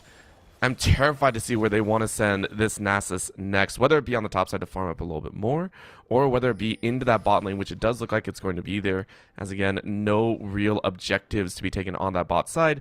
Might as well send him to continue to power farm and get ready to start running down XM Blood. Yeah, and the other thing with Lucifer too was I didn't talk about top lane very much because we already set the expectation early, right? Which is that nothing's going to happen until later. Replay gets caught on the ward. Wait, Arson? Okay, yes. Okay, Iriston needs to leave right now. It doesn't. Coming in. It doesn't matter. Iriston's just like, bro, really? Another turn in though, but this is like the gank top 2.0. Little Asia is able to take one, but the 2 deaths is still going to occur. Iriston saw it, and Little Asia said we could fight it. But you didn't know the 1v2 would turn to a 4v2. The slow burn, Little Asia's. I'm sorry, buddy. I'm just gonna watch as Little Asia looks for the execute. Can there he actually get it? He gets it! What? Little? long enough. No. And you get a tower mid. We were watching the whole time. Huge. We were like, that should be a 2-0, but all of a sudden, that's turned on its head, right? You only draw a 1-for-1. Yes, you get experience on the end, but you lose a tower mid, so you know what? CSUDH, they made the best out of a bad situation. Now, XM Blood and Junior have to get away, though. That's the big pain. Junior flashing into tower range, which is still very much up. Lucifer holding on to that ulti, drawing so much damage. We said this is the damaging part, and they are going to zone out. That's going to be a package in, but you zone right into death, Lucifer. Another aura death. One more slap means it's a 4th kill. This Nasus that is only supposed to be unleashed in the late game has powered on in the mid. The dog is real. Oh my God, that series of plays. That was really good reaction from Cardinals. And by the way, I want to also highlight the fact that when Asia was getting chased down on that top side, 474. Sorry, I saw that. I just want to make sure we saw that. Oh, it's not over. RNC, I'll let you get back to your very important message here because Lil Asia's finally able to find a little bit of revenge. Okay, yeah. the tail end of that. I thought we were done. Apparently not. People are overextending a little bit. Can't do that against an Nocturne. Yep. Right, so the ping from Little Asia immediately say, go push down mid. That was a good call. The problem was the steps that happened after that. For Cardinals right now, we already saw top lane is a black hole. You do not go up there or wherever Lucifer is. At best, you just kind of leave Luffy, leave Iriston farming against it. That's it. Any play you make towards that side of the map is not going to end well. Even if you kill Lucifer, you're going to lose people. So, the problem with that play was XM Blood and Junior actually running to the bot lane. They ran away thinking that bot was safe. No, Lucifer was there. And the problem is it baited the Cardinals in. It wasn't just XM Blood and Junior falling there. They baited Luffy. They baited Iriston. Like, it cost them almost everything. And what did you get? You got Hyde for it. Great. That's not a bad pickup. And it went onto Little Asia, which is good. But 1 for 4 is not a trade you ever want to take. And it's also always remember, right? Where did the kills go? Where did the kills actually go to? It's Lucifer, right? Like, this is so scary. So I'm terrified to see what happens next. UMT still looking, and it's happening again. This is just constant ruthless aggression. They even caught the misfortune. And they give XM Blood a chance to retreat. Said, you saw what we did to your mid laner. Don't let it happen to you. And replay, I love the aggression and the willingness to just pull the trigger on that Ghost Storm as well. A lot of times you'll see Middle Six kind of waiting for other people to set them up. Replay's doing none of that. Uh-oh, TTC? Yeah, I mean, there's no flash, so I think To the Cloud is about to, fall down to the ground here. This is a kill, but remember what's being taken on the other side of the map. Because the gank went down, it is the Baron. Bullet time going to come through, but again, it's not the burst heavy bullet time that we are knowing, and XM Blood just gets Buster shotted out. That is a Baron to UMT at 23 minutes. Can I point out too how unhurried Replay and Lucifer were? Like, they were chilling. Yeah, it's like, okay, cool, massage. Like, Replay is almost full health by just sucking on that Baron there, and Lucifer's lifesteal was nothing to scoff at either on that Baron. So yeah, the misfortune mid-game power spike is definitely over. A late second item collector as well, really not panning out. Luffy, level 14, not really online yet with those masterwork items. And who are you going to give it to? The hope is on Iverson right now, who has that Ravenous Hydra, who has that Mirror Mana. So the poke is good. The question is, can you poke enough to get past Lucifer? And the other thing is, what happens? Can you stop the engage from coming through? Because Lucifer needs 1 Q to make up all that poke that Iverson's trying to put down. It's a battle of wills here. Right now, you did see a little bit of that vision denial coming out of CSUDH. So for all that they're behind right now, only about 1.7K, which is ridiculous to me, right? That is crazy to see considering it's 14-5. But as I said, the macro has been in their favor, so they are playing off that point. They do feel like they have some form of power, but they don't know how they want to play. This dragon is so important. Nayu's going to step up, being the frontliner, being real good about that one. The saplings going out, giving vision where they aren't always seen, and they're willing to funnel. They do see the Nocturne on that bot side and are going to try and go for this. So it started up, and now that's going to be a little bit of a speed boost in. They're going to look. They're going to call in the Call of the Forge God, and they're immediately going to peel back. So UMT do get double knocked up. But the root comes out, and then a 3-man stun into the Fiddle ulti. It is the Wombo combo of dreams. The quadra kill for the Fiddles. RMC, you did not have faith in the draft, and honestly, neither did I. But Replay brings 4 and graciously gives a kill to Lucifer. UMT ace the Cardinals. Whoa, whoa, whoa. I did not have faith in the draft. I told you they had AoE. I told you they had Wombo combo. And most importantly, I told you they had Annie. And Annie's busted for a reason. She got fixed mid-patch, nerfed mid-patch, and she's still incredibly strong. But hey, for the Cardinals, I salute them. That play, it doesn't look good, but you kind of had to. That dragon was not actually important for the dragon itself.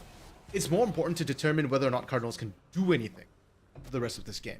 If you can't contest them there, you will not be able to contest them. And Lucifer's accelerated schedule on this Nasus means that you've got a massive problem you can't deal with. Lucifer will outskill everything and anything on your team.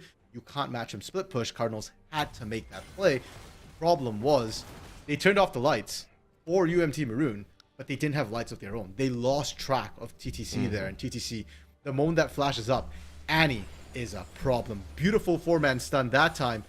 Can the Cardinals guarantee it doesn't happen again? I don't think so.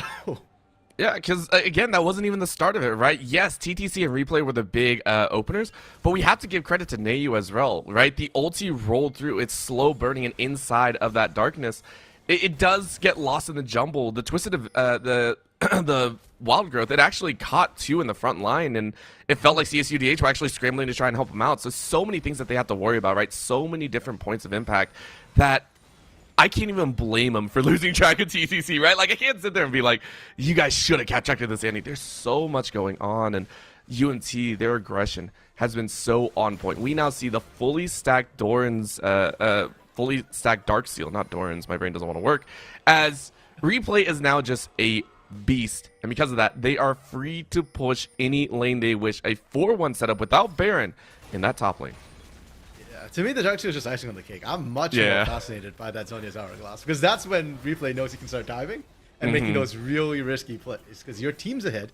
They will back you up coming on with Stasis, and you get to do all that damage, that juicy damage, even while you're golden. Oh my gosh. Oh my goodness. Yo, that's a turret, Orbital. Why would you send Blood to try and hold that? Like, poor XM is like, can I get some help? This Nasus is going to run me down if given the option. Oh who's my gonna gosh. answer Lucifer? Like, who can deal with it? I don't know. Not XM though. Not XM. Okay, so here's the problem. If you send Luffy, you can protect the turret, but Luffy's health is gonna drop because they're both melee. And if you're in range of the bonk stick, it's gonna nail you. So you gotta send Irison or XM Blood. And the goal here is just to wave clear at this point. But if you send Irison, then you lose your turrets on the other side of the map, because Irison's the only thing holding this turret against the push of UMT Maroon. And this is why I kind of said that last dragon was important, because if you can't contest the dragon, you can't contest anything, and you're going to always lose on the 1-4 split push. All right, fine. Send whoever you need to. Send XM Blood. I pray I don't see that. Well, Ghost is up now. Lucifer's going to have a time given the option. It's still the 1-4 because nothing else is on board for UMT. So push the towers, wait for the Baron. That's coming up in 45 seconds. And then you can have a lot more fun. Top lane tower does go down. Bot lane is still being pressured by Lucifer, who does have TP, so can continue to push as the rest of the team gets ready for what could be the final global objective to be taken. Unless UMT want to go for a third Drake. I mean, it's up to them at this point, right? Like, it really is. It's up to them. They could probably just send like Lucifer to solo if they wanted to while everybody else is pushing. I do want to say though, but for Cardinals, I think they actually played everything right in that sequence of events, even though they end up losing the inner top lane turret. I do like the way they shoved out top because the waves are desynced, right? When you've got an inner versus inhibitor, so they actually defended that, rotated bot side to cover XM Blood. Oh no, XM Blood. He's got heal. He's got flash. Probably not gonna be enough. Nope. This is nope. Yeah. Bonk goes to sit. Yeah, that was, you know what, 274 gold for that kill, and now you get to chase Irison. You're so lucky. You're so lucky that package was there. That's the only thing stopping Lucifer from continuing. Meanwhile, Baron's being taken, so it's a price to pay as another set of 300 goes to every single member of UMT Maroon. But they're playing this one by the book, RMC. They are playing this one so carefully. They're saying no one can do anything, Junior. You went on a roaming mission, and you get slaughtered for it. Not a single ward was placed, and that's just so unfortunate. Dragon will go to UMT. You say not a single word was placed, but that was exactly what Junior was trying to do. I know. I felt so bad. It's the age-old cry of supports. I was just warding, guys. I know. I was just warding. Hey, you know what? For Junior, it doesn't matter that you went down. I'm going to be honest, it's not going to make a difference. No. You're back up in 12 seconds. UMT Maroon will be pushing in. I'm just looking at those Drakes stacking up right now for Lucifer, and Lucifer is going to start ignoring everybody at the rate he's going here. So many mountains. They're sending 3 to deal with him. XM Blood on that bot side alone here. It's bad enough when you have to deal with Lucifer in the 1v1, but against the entire enemy team, you are so dead replay, as you know. You know, when Lucifer has 3.5 tank items, it's ridiculous. But right now, they have found an opportunity. Cardinals say, we have a chance. Let's go ahead and look for Nayu, but they jump in, and they say, not today. Nayu lives! Nayu lives through the aggression, and because of that, you have lost your jungler once again. The opportunity is abound as UMT, they don't have to kick in the door. The door opens for them. TTC jumps on XM Blood, who this time can try and flash and heal, but you can't outchase the Q. It is GG for UMT. The Fiddlesticks will win the game. The Nasus will win the game. And the Maroon squad will say, we will go up 1-0. That is terrifying overall. And huge props to UMT Maroon. The early game probably not as clean as they would have liked. But you can see, the shot calling, the teamwork, the trust in their composition there. They're like, hey guys, don't worry about it. We scale. It's perfectly fine. We can give up those first 2 dragons as long as we're getting kills, as long as we're snowballing. We're good to go. And touch the clouds as well. He struggled in the mid lane a little bit into this core. Really wasn't able to punish him. Really well played from Irison. But Touch the Cloud knew his job, right? I am just the engage, the stun bot at the end of the game. Even if I'm not the furthest ahead, I'm still good to go. I trust my team. And that trust definitely paid out. For the Cardinals, this is the hard part now. They were scrappy. They actually played good macro in the early game. They're really good at capitalizing on mistakes and knowing that, hey, if you're making something happen once off the map, even if we didn't set up, we'll do something on the other to kind of equalize things. But do they have an answer to Lucifer in the top lane is the issue here. I mean, Luffy, I thought the Ornn was great. He likes to play, these tankier champions, these scaling champions. I think his only carry he's played so far was Gangplank. But if Nasus is on the table, it's not just Nasus that Lucifer can pull out. Like, Nasus is not one of his most played champions. And he does play it, but it's, he's got other things like Alawi, Kled, which can skill up as well. So, what are you going to do about this top lane here? And if you're banning that, what gets through? J4? Kalista? I don't know, but right now, D. Luffy is sitting on gear 1 when we need him in gear 4. So we'll go ahead and see if that jump can be made. You said it here first. Cardinals got a little bit of work to do to try and bounce back, but we know them. We know the Cardinals, and we know what they like to do. Not a single series of theirs has been a 2-0. It has always gone to game 3, so let's see if they can do it here. We'll be right back in just a bit.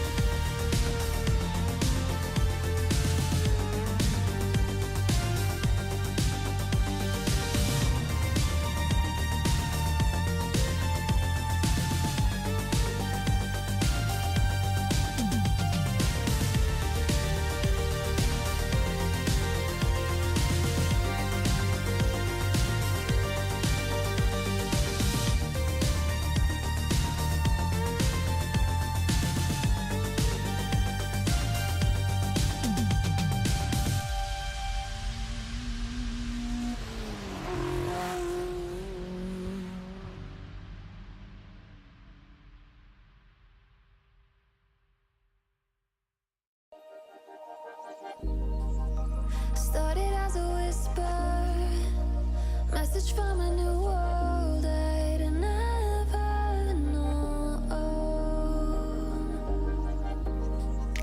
Something about it felt like it'd been waiting my whole life. Is this home? I can hear each sound calling my name, and I feel angels around when I start to sing, and suddenly it feels like heaven's not so far away. Tell me, can you hear the symphony? Panic, panic,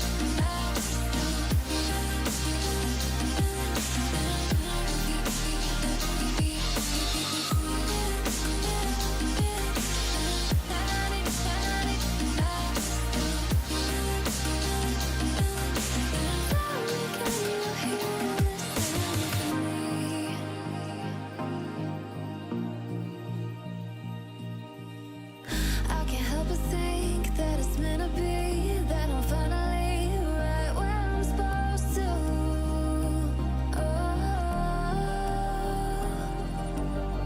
If I let you into the secret, would you listen? I can hear each sound calling my name, and I feel angels around when I start to sing, and suddenly it feels like heaven's not so far away. Tell me, can you hear the symphony? Panic, panic, panic, panic. Tell me, can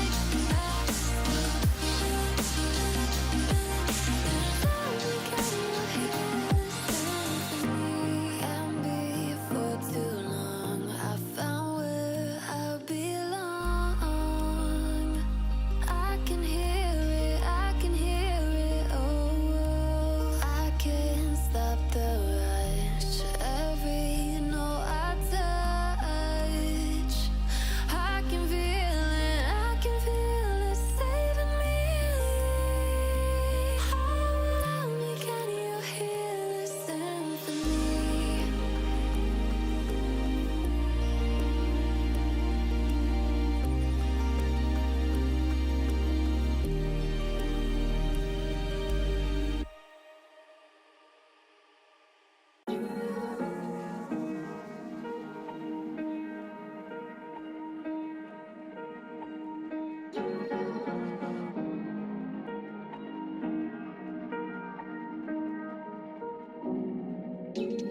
Where you look, where you touch, where you feel, yeah.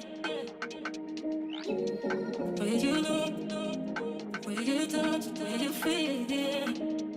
Yeah, yeah, yeah. Can we talk about me and you?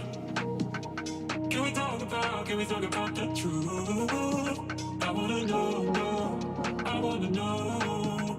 Can we talk about me and you? Can we talk about me and you? Can we talk about the truth? I wanna know, I wanna know. Can we talk about me and you?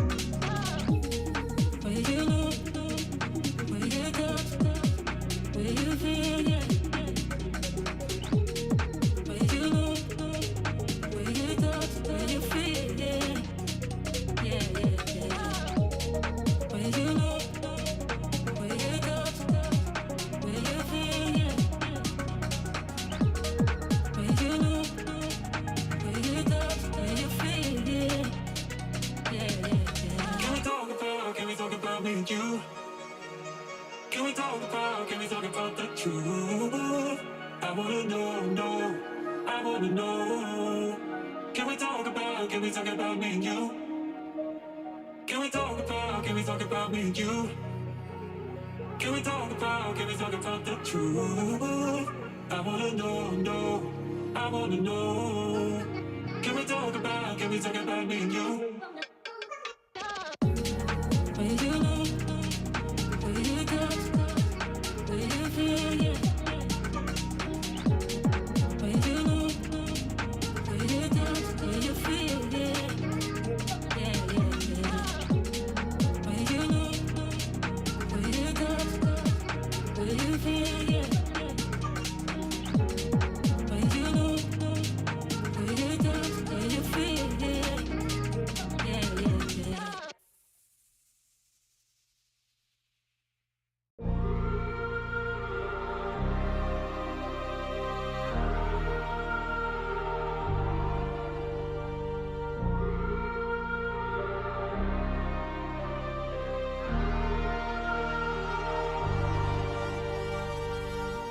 I wanna know your dark side. I wanna know your secrets. I wanna be your lifeline. So I wait for you, wait for me. Wait for you, wait for me. Tell me you're more than just a highlight. Pretty pictures on the outside. I hate to stare at you through these lights. So I wait for you, wait for me. Wait for you, wait for me. Click and scroll, I can't let you go. They say I'm addicted to you. Click and scroll, I can't let you go. They say I'm addicted to you. Oh, oh, this ain't love, no, no. This ain't love, no, no. This is artificial. This ain't love, no, no. This ain't love, no, no. This is artificial.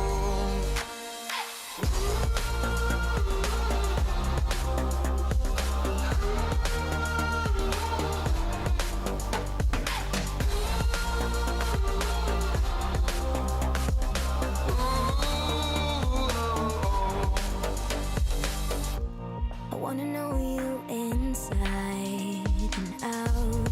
Wanna know what's behind the light. Wanna feel that real love from within. Let me in. I want real love, real highs. You're just enough to get me through, get me through. 'Cause you're officially perfect for me. So wait for you, wait for you. Up all night thinking, passing the time, anxiously waiting. You're on my mind, losing and winning. You can't get it right. Hoping you see me for more than just that. Up all night thinking, am I on your mind?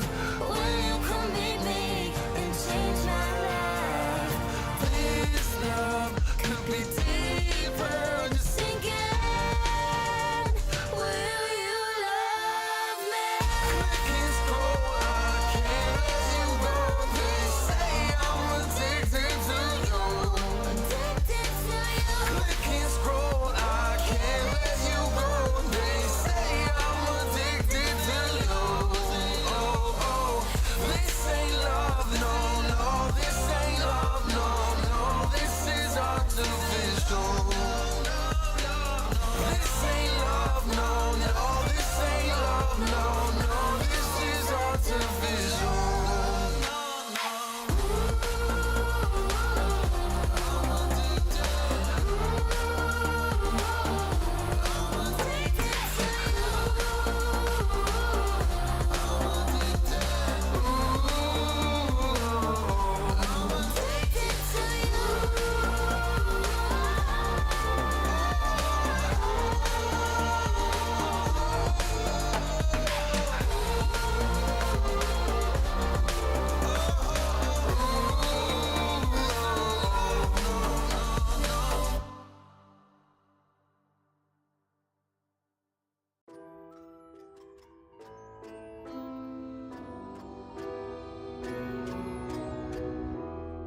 I need a scarecrow after what you did. 'Cause all of the birds know that I'm almost dead. I'm barely breathing. I'm barely awake. You left me in pieces. There's no more to break. Don't wake me up. Not in this century. Don't wake me up. Welcome back, everyone. We're ready to go with game number 2 and game number 1. I mean, UNT Maroon came out with some fire, and I like it. For the Cardinals, their win died down a little bit, but they have a second one coming. They have another chance to kind of break in. And again, as we said, they are a team that understands how to play the long game, whether they like it or not. Game 1, very handedly in favor of UMT Maroon, thanks to some awesome focus on that bot side, as well as some very coordinated fights in the mid to late. Yeah, I feel like Cardinals, one loss down is their comfort zone, right? Yeah. They're used to losing at least one game within the series here. And to give credit to the Cardinals as well, they said they wanted to play a scrappy game. I think they did achieve that. Even though the scoreline might look bad, let's not forget they went out fighting the entire way there. And to me, their mental still looks solid. The bigger question is, of course, the draft, because I think a lot of that did come down to how they drafted and what they did with that draft, where it felt like their draft was a little bit disconnected. They needed to get the misfortune ahead for X and Blood, failed to do so, and then paid the price. And of course, we're already in the draft, and I mean, we got to talk about this RMC, because game 1, we had some questions about CSUDH's side, and this time they're on blue side, banning away one of the most popular picks, Annie, saying Irison cannot bring that one in, does not want to bring it into the mid lane. And the Udyr top lane, this is we'll get to that in a little bit, but this is already a much more aggressive composition out of the Cardinals. Yeah, and let's talk about Udyr a little bit now, because it was first pick for the side of Cardinals here on blue side, which surprised me a little bit. This is not a contested pick, so Cardinals opting for blue side. I'm not sure what the secret sauce was, because they lose out the counter that they had on red side, which did really, really well as well. Irison getting that Corki was sort of the big shining spot for the Cardinals in game 1 here. This time Irison doesn't necessarily get counter pick, and they rush that Udyr as well. It feels like Cardinals might just be going for comfort picks, and they want to make sure that they actually get their hands on it this time. It's an important one. Now the mid lane seeing that interesting setup here. It's the Galio versus Yone, and Yone was of course the blind pick, and the Galio was picked up afterwards. But the bot lane, RMC, we saw this earlier. We were very excited to kind of get to talk about it, because XM Blood gets the Kaisa that was banned away in game 1. It was one of the first round bans as well. And then of course, a change up of half the misfortune going to the other side. Yeah, so let's start with the Cardinals draft a little bit here now that we see all of it. It's not, again, a very cohesive draft in terms of like a very clear team identity, like, oh, we want a team fight, or oh, we want a split push, or, oh, we want a siege. No. This is a lot of champions with a lot of self-agency. Udyr does Udyr things. Yone can make plays on his own. We've seen Yone's pop up 1v5. Viegos are opportunistic and don't necessarily play with the team. They're looking for those resets, first and foremost. Kaisa, another champion with a lot of agency. She's an assassin. She's mobile. She can do her own thing. So I feel like Cardinals, they got what they wanted. And this is a draft that I think is much more comfortable for them. And I'm optimistic that, hey, they can look for those scraps, that they like those early skirmishes and snowball from there. UMT Maroon, on the other hand, they just all in on the team fight. They were like, okay, our team fight was pretty good last time. We're doubling down. Jarvan, Galio, Maokai, good luck trying to fight into that.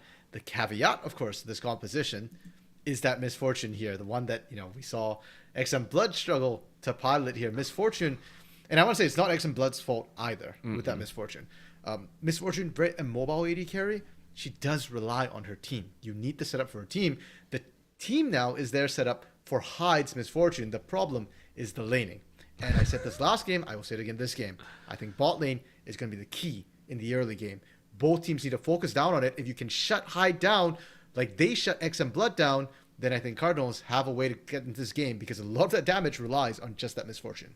Of course, and this time around, the Misfortune has a bit more setup behind it as well. You and I were talking about a replay in game number 1. Had a phenomenal game, and we cannot preface that enough. Had a ridiculous game on that Fiddlesticks, and this time on a J4, a signature champion, and we said it, right? XM Blood did not have as much setup as before. This is set up for the Misfortune specifically. Like, this is, all right, we had the Galio, we had the J4, we got slows, we got enough to go. Bring it on. Like, we want this bullet time to do work. Yeah, it's funny because I actually spoke to Replay DK a little bit before the game to learn about the team, and he flat out told me, like, hey, if they let J4 through, expect like massive plays or massive whiffs and sappy emotes. This guy loves his J4. It's not his most played in solo queue, that's Rengar, but here in comp play, that J4 is his bread and butter. He's really incredibly comfortable with it here. And to me, good J4 players, it's not just about the Cataclysm. It's not about the team fights. It's also about the early ganks. J4 is a very, very strong early ganker. The fact that I think they're also buffing, I don't know if the buffs went through already, but they had also been talking about his, I believe his shielding, right? They were going to actually buff his shielding as more, and so the fact that this is already going through, sadly not fully set yet, but, or is it fully set? Or is that coming next round? Yeah, they're actually nerfing him next patch. Oh, okay. Of the 28 other changes. A lot of changes, but yeah, that was another thing. So J4 being a priority there yields so much. So I'm very, very excited. I have a feeling it won't be as many whiffs. If it's the same as the Fiddlesticks, it's going to be way better. So I'm still excited to see what they can pull out here because, again, the scrap coming out of them is ridiculous. And then finally, we get a touch on this top lane. RMC, I mean, we can't not deny it because this is a shift. Last time we saw it was the Ornn versus the Nasus. This time around, it was still a blind pick, but it was a shock to the side of the Maroon squad. Yeah, so we mentioned before that Udyr was actually the first pick coming through from the Cardinals. And if you actually watch the bans, you'll notice that Maroon, they banned Renekton and Gnar in the top lane. So they didn't realize the Udyr was actually going into the top lane there. They picked the Nasus pseudo-blind, I guess, assuming that, hey, that Udyr's going jungle. We don't know what's showing up in the top lane. Now, Ornn into Nasus is a pretty free lane for the Nasus. It's very difficult for Ornn to shut down the Nasus hard enough to make it worth anything. Udyr is not the same. Udyr is a bit of a lane bully, especially, the Max R just able to constantly chunk out max health with every single wave, every single trade there. So you can see that Cardinals have adapted. They're trying to find an answer to this Nasus here because they knew it was open. They left it open here. The question is whether or not it works and for how long, Orbital. Because Nasus is a time bomb. Even if you shut him down in lane, if the game goes long, he's still going to blow everybody up. So Cardinals, the pressure's on them. They have the champions, I feel like, for it. These are champions who don't want to necessarily go to late game anyways. So, yeah, it just comes down to execution for Cardinals. They want to be scrappy. Exactly how scrappy can they get? Scrappy enough that they made sure to all buy items this time. We do have all items, 3 reigning here. It is going to be the longsword and 3 again for Hyde, but you know what? You're more than happy about it. We do see a little bit of a stack for the Cardinals in the top side. Little Asia as well, sitting on top and saying, hey, maybe we can have some fun here. They are going to draw an invade and replay. Only at level 1 is just like, all right, I know what's going down here. Wards pinged out. Information granted.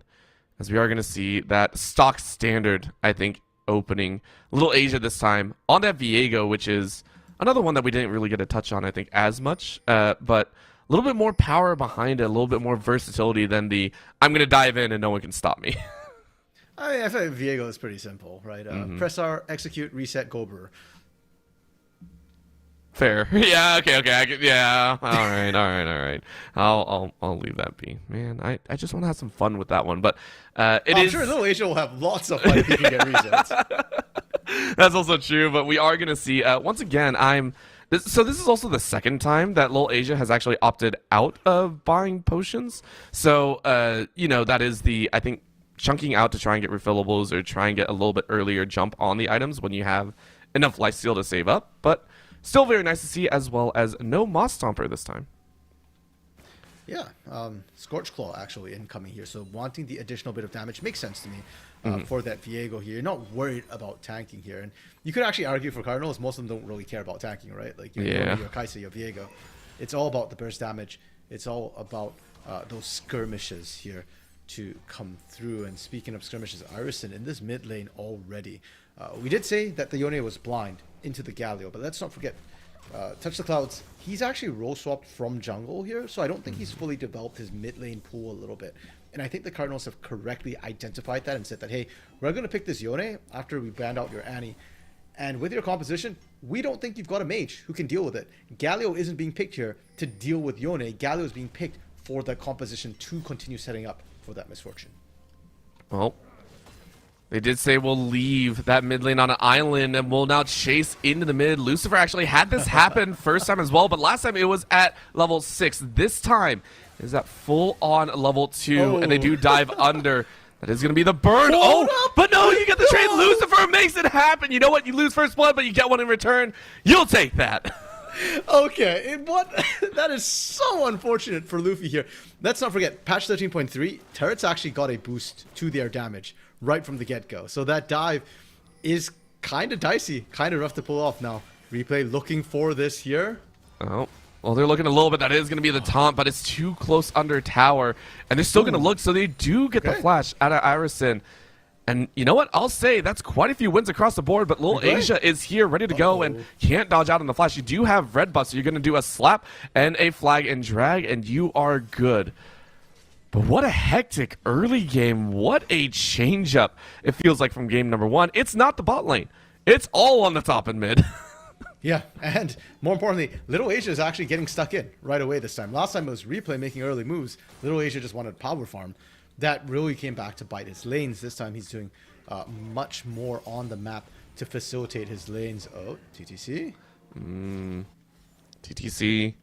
I mean, you're trying your hardest, but at this point, it's just kind of letting Irison have some fun. We see the trades in the bot side again. The glacial, the glacial augment feels real good for a Nautilus, so you get that damage reduction and all. But it's just trades at the tanks. The tanks just going, yeah, we're going to beefcake it out as much as possible. Okay, so I feel like Glacial Augment actually doesn't feel good for Nautilus. It feels good for XM Blood. Yeah. But Junior right now is hurting on these trades. And it's not like Junior's missing those hooks necessarily. It's just that right now, you're not very tanky. And if you don't burst out Hyde, Hyde just keeps whacking you on the back end with that press the attack here.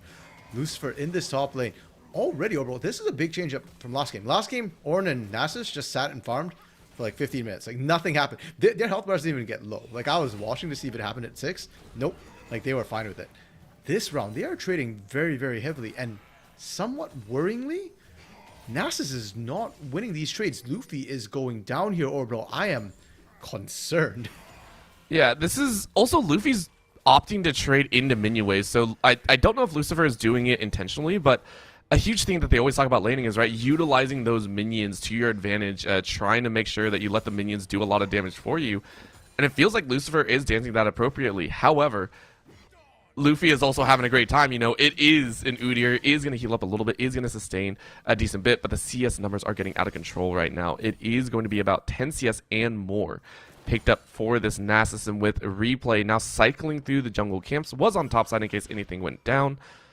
And with Little Asia in that mid lane, Irison with level 6 wants to set this one up, waiting for the charge from TTC. So all lanes, every single player getting into optimal position. There it is. Oh, they baited it out. Does have flash. Doesn't flash yet, so the stun comes out. Flash over the wall, down to about 350 on the HP bars, but well timed, well set up from the side of the Cardinals. Yeah, I was just thinking too. It feels like TCC's almost got a word in the bush. I was wondering if Little Asia would stick around, because it just so happened that every time Little Asia stepped up, TCC steps back. Yeah, it's just really bad timing. But the sixth sense, really the sixth sense. Yeah, and hey, Little Asia doesn't have sweeper trinket either, so I was like, they don't know if there's a word in this bush or not. Kind of feels like there is. That flash being burnt from TTC is massive. Also, the TP was used not too long ago, so TTC can't go back to lane, has no pots, just has to rely on that Duran shield to sustain backup. Well, for the time, especially with Lil Asia having ganked mid and seeing XM Blood and Junior shoving up that wave, it will be Dragon to the side of UMT. And keep in mind, last time they lost out on a fairly large chunk. They lost the first 2 early Dragons, so this time stepping up in that regard, saying we are going to be the ones first to that global objective, even if it costs us a little bit of lane gold. It's taking them quite a while to take here. Yeah. There we go. But Junior didn't check it. Okay. Yeah, Junior was setting up for the gank in the mid lane instead of the drag. So they are able to get it now. The question is, does TTC get caught out here by this Nautilus on this bounce? Not so much, and that's also because Irison, I mean, you're happy if you get a couple tower shots on your opponent, so TTC's like, I won that. I'm good. Replay does not check the bush either, because that would have been so dangerous. Replay taking the safe path. Always a good time. Okay. So Orbital. Junior's still in the mid lane. They're really want TTC here. Yeah, we're not going to give you a moment to breathe just yet, RMC. We just want to watch this go down. No, Look TTC at how tense they are. knows this. They have a ward, and they catch out Little Asian Transit. But I do want to talk about the junglers a little bit here, because we've kind of been focusing on TTC in the mid lane. He's been focused down. He's down 20-something CS right now. Not great. But you're a Galio. You're low econ. It's not ideal, but the experience is more important. Replay, on the other hand, we've mentioned before, J4, great ganking jungler, not so good at farming. And he is starting to fall behind Little Asia significantly right now. It's not that Replay hasn't looked at ganks, it's that he hasn't pulled one off successfully yet. And that is a concern. Is now level 6, has Cataclysm here, and I feel like if Replay doesn't soon find himself a gank in a lane, that mid-game power spike for UMT isn't going to feel as strong, because their mid-jungle duo is going to be significantly weaker.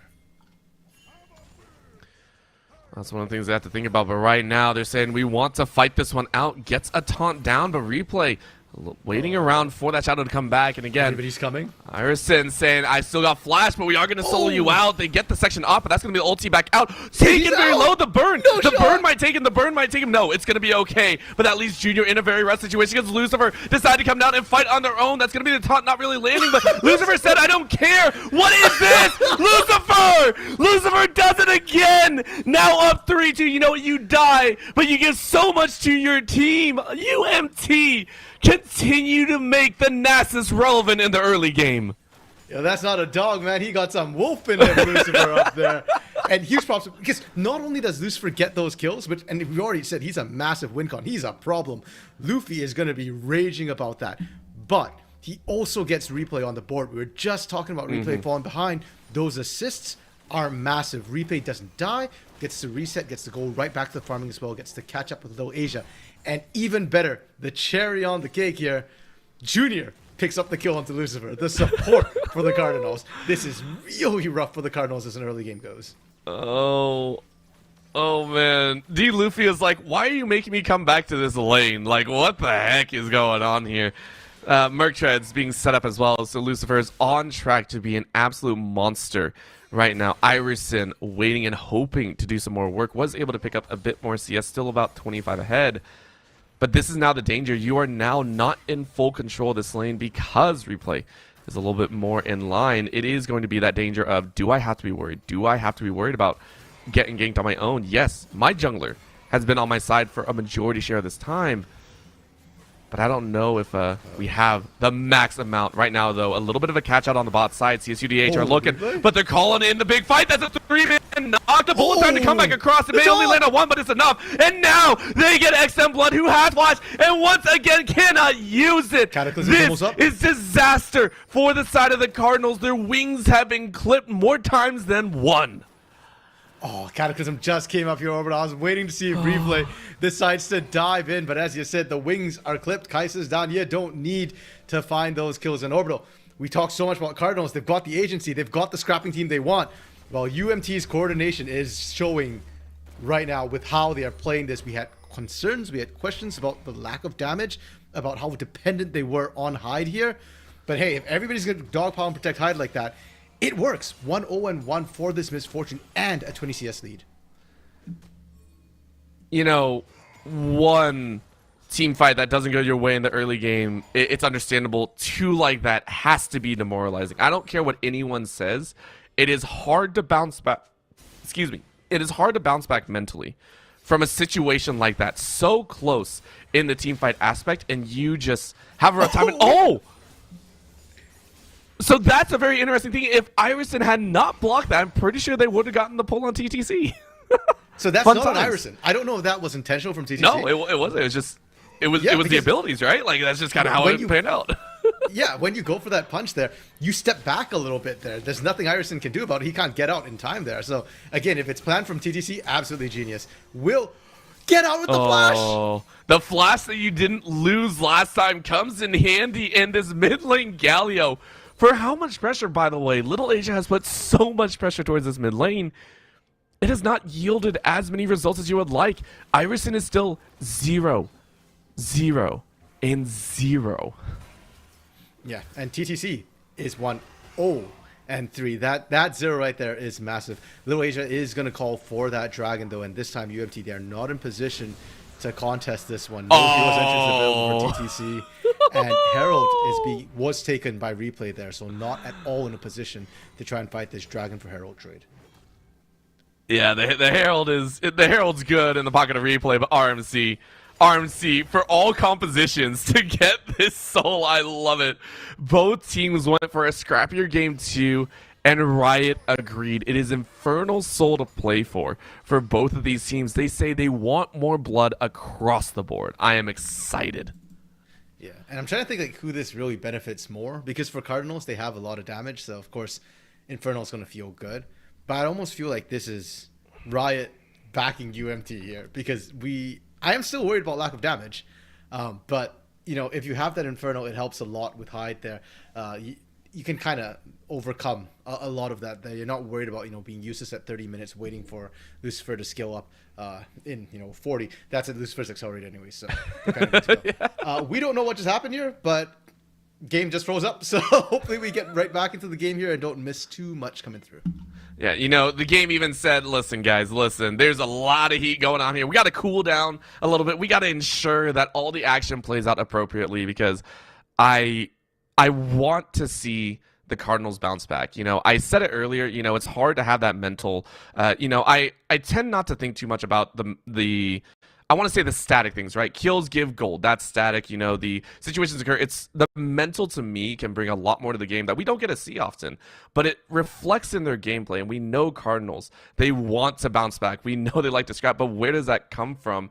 And we can, you know, hypothesize all we want, but it's on the players to really branch out and make it happen. So I want to see them start bouncing back quickly, maybe challenge at that dragon even more, and maybe see Iverson get out of that mid lane, right? At this point, you blind pick this Yone.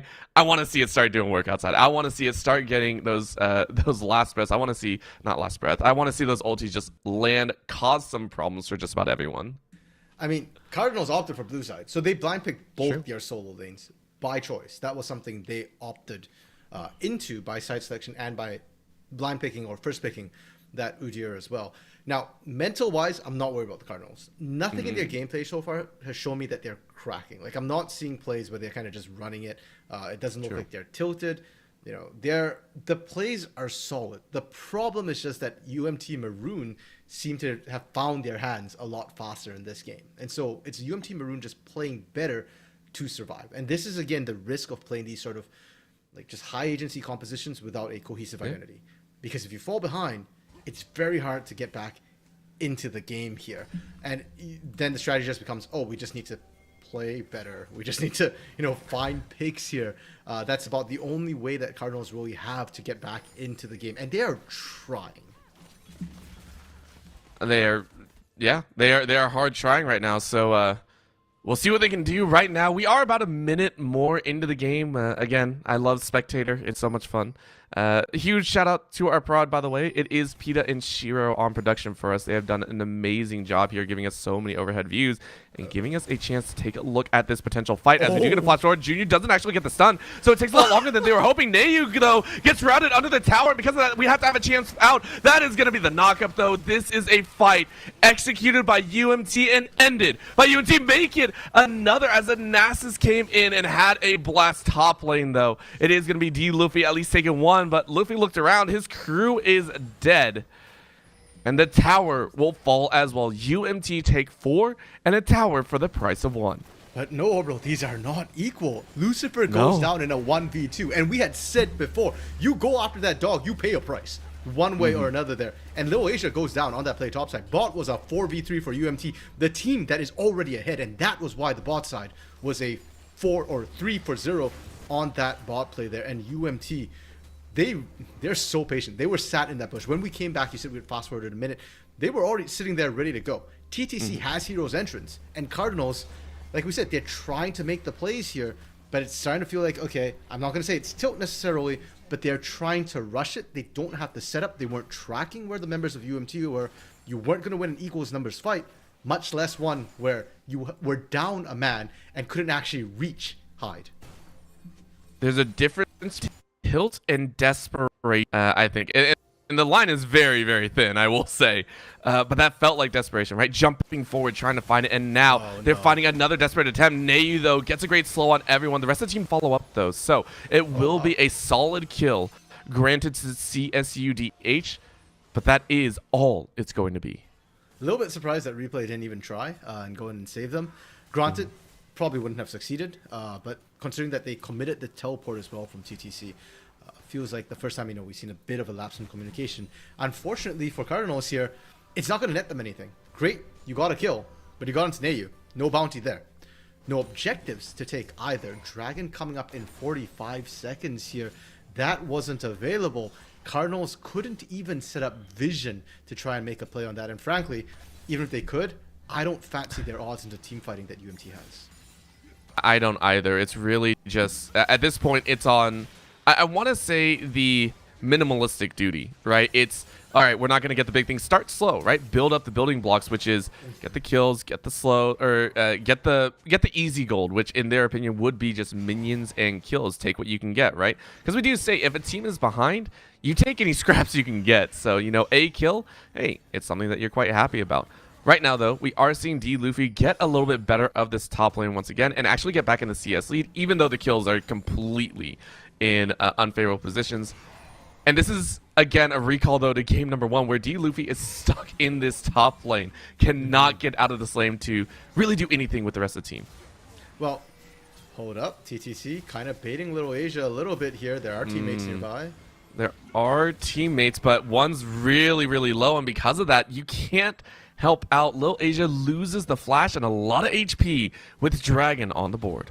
That is Cataclysm down, though, one of the team fighting tools. Hero's Entrance still there, as well as the Maokai Ultimate here. And there's that TP. Uh-oh, Cardinals. Oh, D. Luffy has to sprint for the hills. Lucifer saying, hey, get out of our lane. And because of that, with the TP burn, it is a free Dragon to UMT. They will stack 2 up as mid lane from the Cardinals is trying to be shut up as quickly as possible.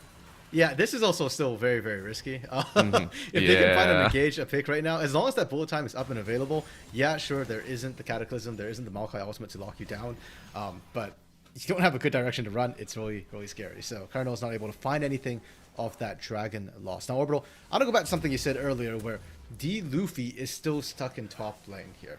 Lucifer is still holding him in that top lane. I want to flip that sentence on its head. Ooh.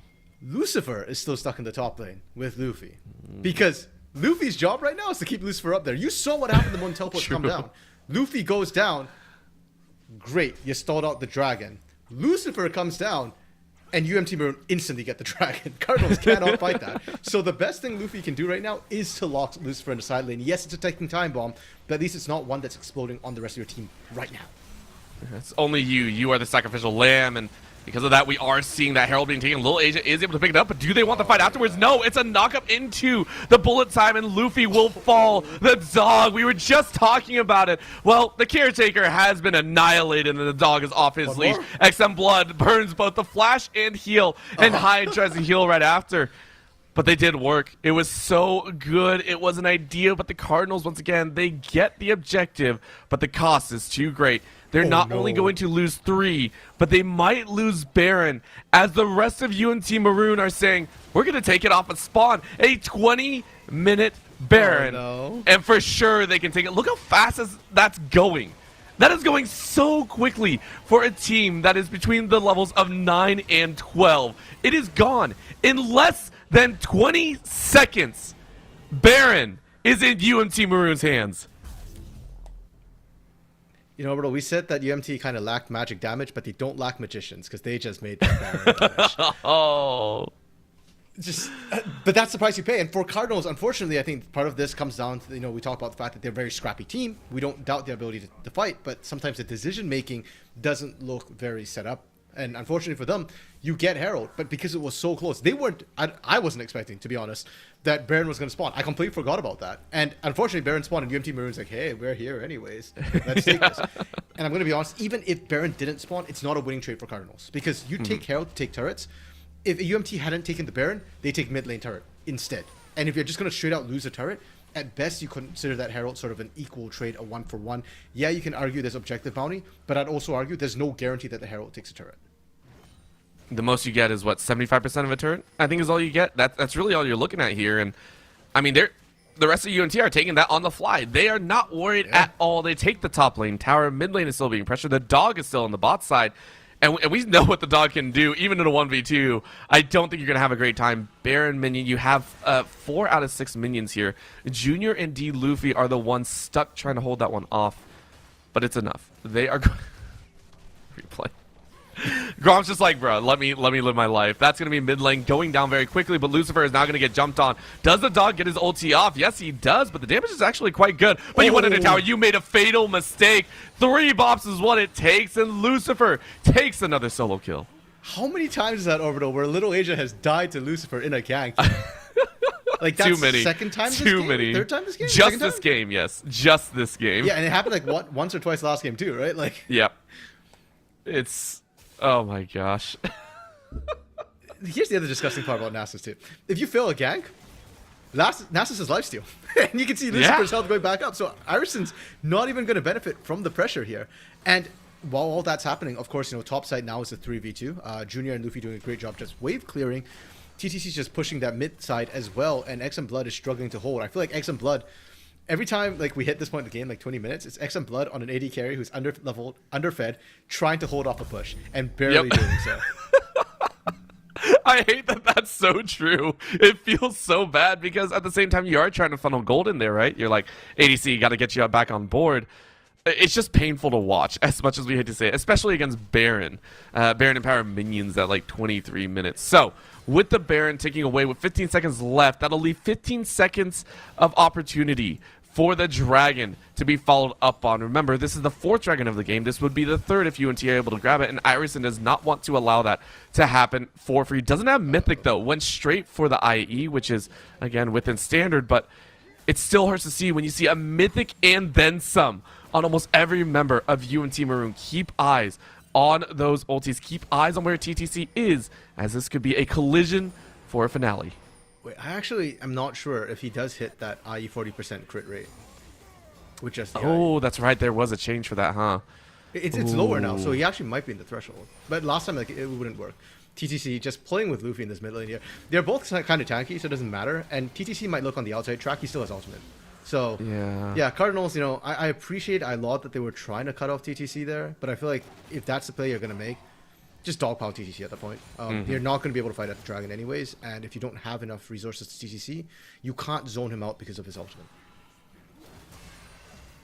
It's a painful one. They had to give it up, and now they are on cleanup duty. This is 3 dragons to their name, and Lucifer just going straight back to the ball. Lucifer, I love it. Just like every so often, we get the observer pan over to the dog, and the dog's like, yeah, I'm doing dog things right now. Nayu, though, she's going to get caught a little bit on the back edge, and little Asia trying, but look at the chunk. Look at the massive chunk. This is what XM Blood was hoping for. D Luffy is in the back line, though, and they're going to break out because little Asia's gone. They can bring out this fight. It is a sprint and a half, but XM Blood is dead. Even in the back line, even though Hyde's caught, it does not matter. They are surviving as D Luffy does all that they can. Irison has to go back to safety. No one body blocks, so he is going to try and stay alive. The Winds of War, though, take him out, as that is a 4-for-0. Once again, UMT Maroon just skate across that fight. Okay, 432 stacks is actually lower than it was at this point last game. But it's enough, Orbital. It is enough. You saw what he did to XM Blood. You saw what he did to Irison right away. And we're going to see what he does to turrets here. 20 seconds on the solo laners of Cardinals here. Low Asia finally finds his second kill. The second kill and a price to pay, but I mean, it might be lower stacks, but I don't know why. Lucifer feels like they hurt a bit more, right? Like this Nasus feels like it hurts even worse than in game number 1. Maybe that's also because of the Infernal Dragons. Whatever. Call me, you know, They're biased squishier. or whatever you want to say, but that's true as well. It just Lucifer has had a ball of a time in game 1 and in game 2, even overshadowing Replay to a little bit of an extent, right? Replay has had a phenomenal time, right? 4-0-10. Last game also, I believe, was unkillable. But Lucifer has just been the star each time, it feels like. Yeah, it's been like the early game is rarely about Lucifer, but like when you hit that 15-20 minute mark, suddenly it's just like, okay, guys, I'm ready to 1v5. Like I don't care what happened before this. Like I'm here. We're gonna end this game now. It's not to say that the rest of UMT aren't doing their job. I actually love what UMT have been doing, and I feel like it's what the rest of the team has been doing that makes this game feel so inexorable for Cardinals. Like there's nothing you can do. You can't team fight into them. We saw Hyde kind of just out fighting Luffy in the 2-on-2 earlier, you know, once Neyu's kind of added in there. If you can't kill even the squishiest member of Hyde fast enough, then what are you going to do, right? It's not about Hyde for sustained damage, it's about Lucifer, but Hyde certainly does hurt with that Kraken Slayer build again.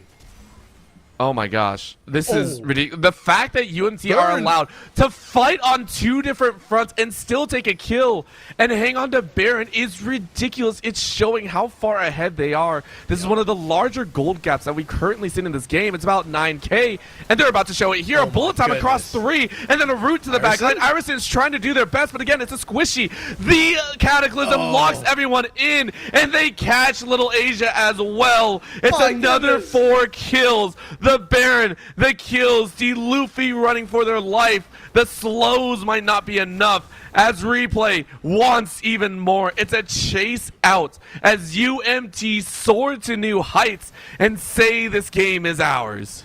Yeah, they're looking, and again, 20 seconds on these death timers for the most part here. They're pushing in, and with that bonk stick, they're going to take it so quickly. Junior, he's trying. Junior's trying, yeah. The depth charge, A for effort. You know, no, he's just helping to the clouds, you know, try and meet that dream. Oh my gosh, this is just AoE Wait, out hold the up. butt. They're trying to do it though, and they might have taken up a bit more than they would like. And you know what? They take the kills. The Yeah. towers do go down, and the Baron for all 5 members is now going to fall on the wayside. XM Blood wants some more kills. Got the first one of their entire game, and it was a shutdown it. of all things. Irison though cannot chase any further. So UMT, they gained so much. They broke through 3 towers and an inhibitor. And they still have 2 Barons to work with. You know what? CSUDH, though, they have one more chance. They're able to survive. And with Dragon coming up in 35 seconds, you know what? It's something to be fought for. Yeah, hey, they still stand. At the end of the day, Yep. that's a win. As far as the Cardinals are concerned, their Nexus is still alive. Like you said, they get one more fight. Now, what's going to be interesting to me is how Cardinals opt to take this fight. Because I praise their fighting spirit. I praise their mental in terms of, like, being willing to scrap right to the bitter end here. But I feel like that's one thing. I want to see a little bit more from them. I want to see them find a better way to fight here, like catching a pick onto TTC, finding a pick onto Neyu here. They kind of have TTC on the side. Oh, Well, you know what's on the other side as well is oh my goodness. a little bit of a disjointed call. That was XM Blood saying, guys, I don't got anything. Gets blown up after using that killer instinct, and because of that, we now have an open base. Oh, Asia. Dragon, no one cares, as Little Asia is run out of their own jungle. The bot lane will be pressured by TTC. D Luffy's going to try their best, but the taunt's going to come up. It means D Luffy is caught. You are spell immune, but you're not immune to knockups. Tower goes down, the chunks come through. Inhibitor and Nexus is opened. UMT say we couldn't end on the first charge, but we will do it here. Welcome to the league, as that will be a 2-0 win for UMT Maroon. Okay, and Maroons finally find themselves their first actual series win. I'm not going to count the FF win.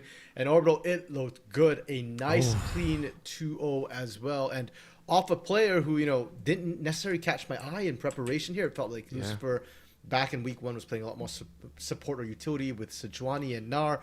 Put him on the Nasus, man. That Nasus is going to be on a ban list. And for the Cardinals here, unfortunately, they're a scrappy team. This is the first time they're going down 0-2 here. And even then, Orbital, I know the scorelines didn't look great, but they scrapped right to the bitter end.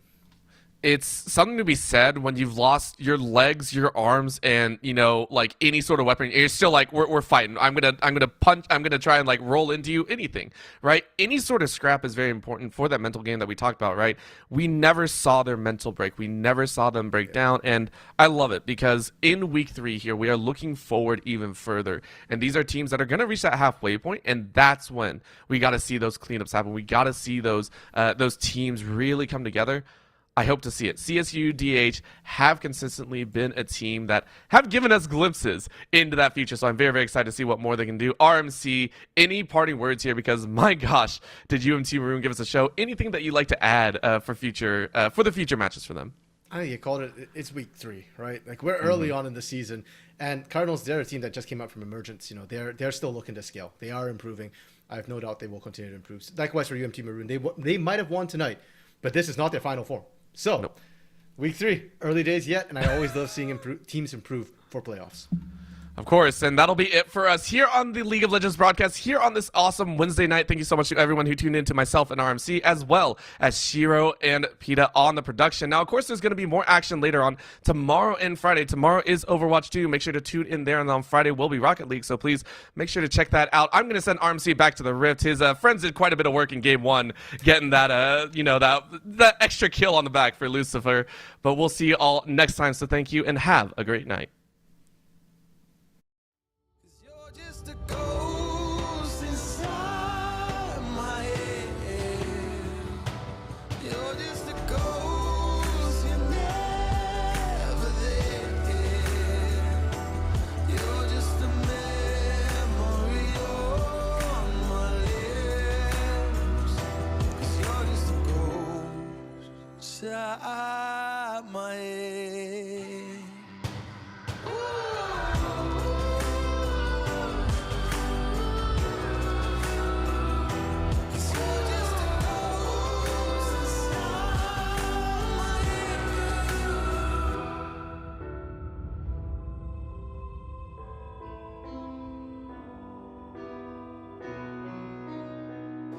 I need an angel after what you did.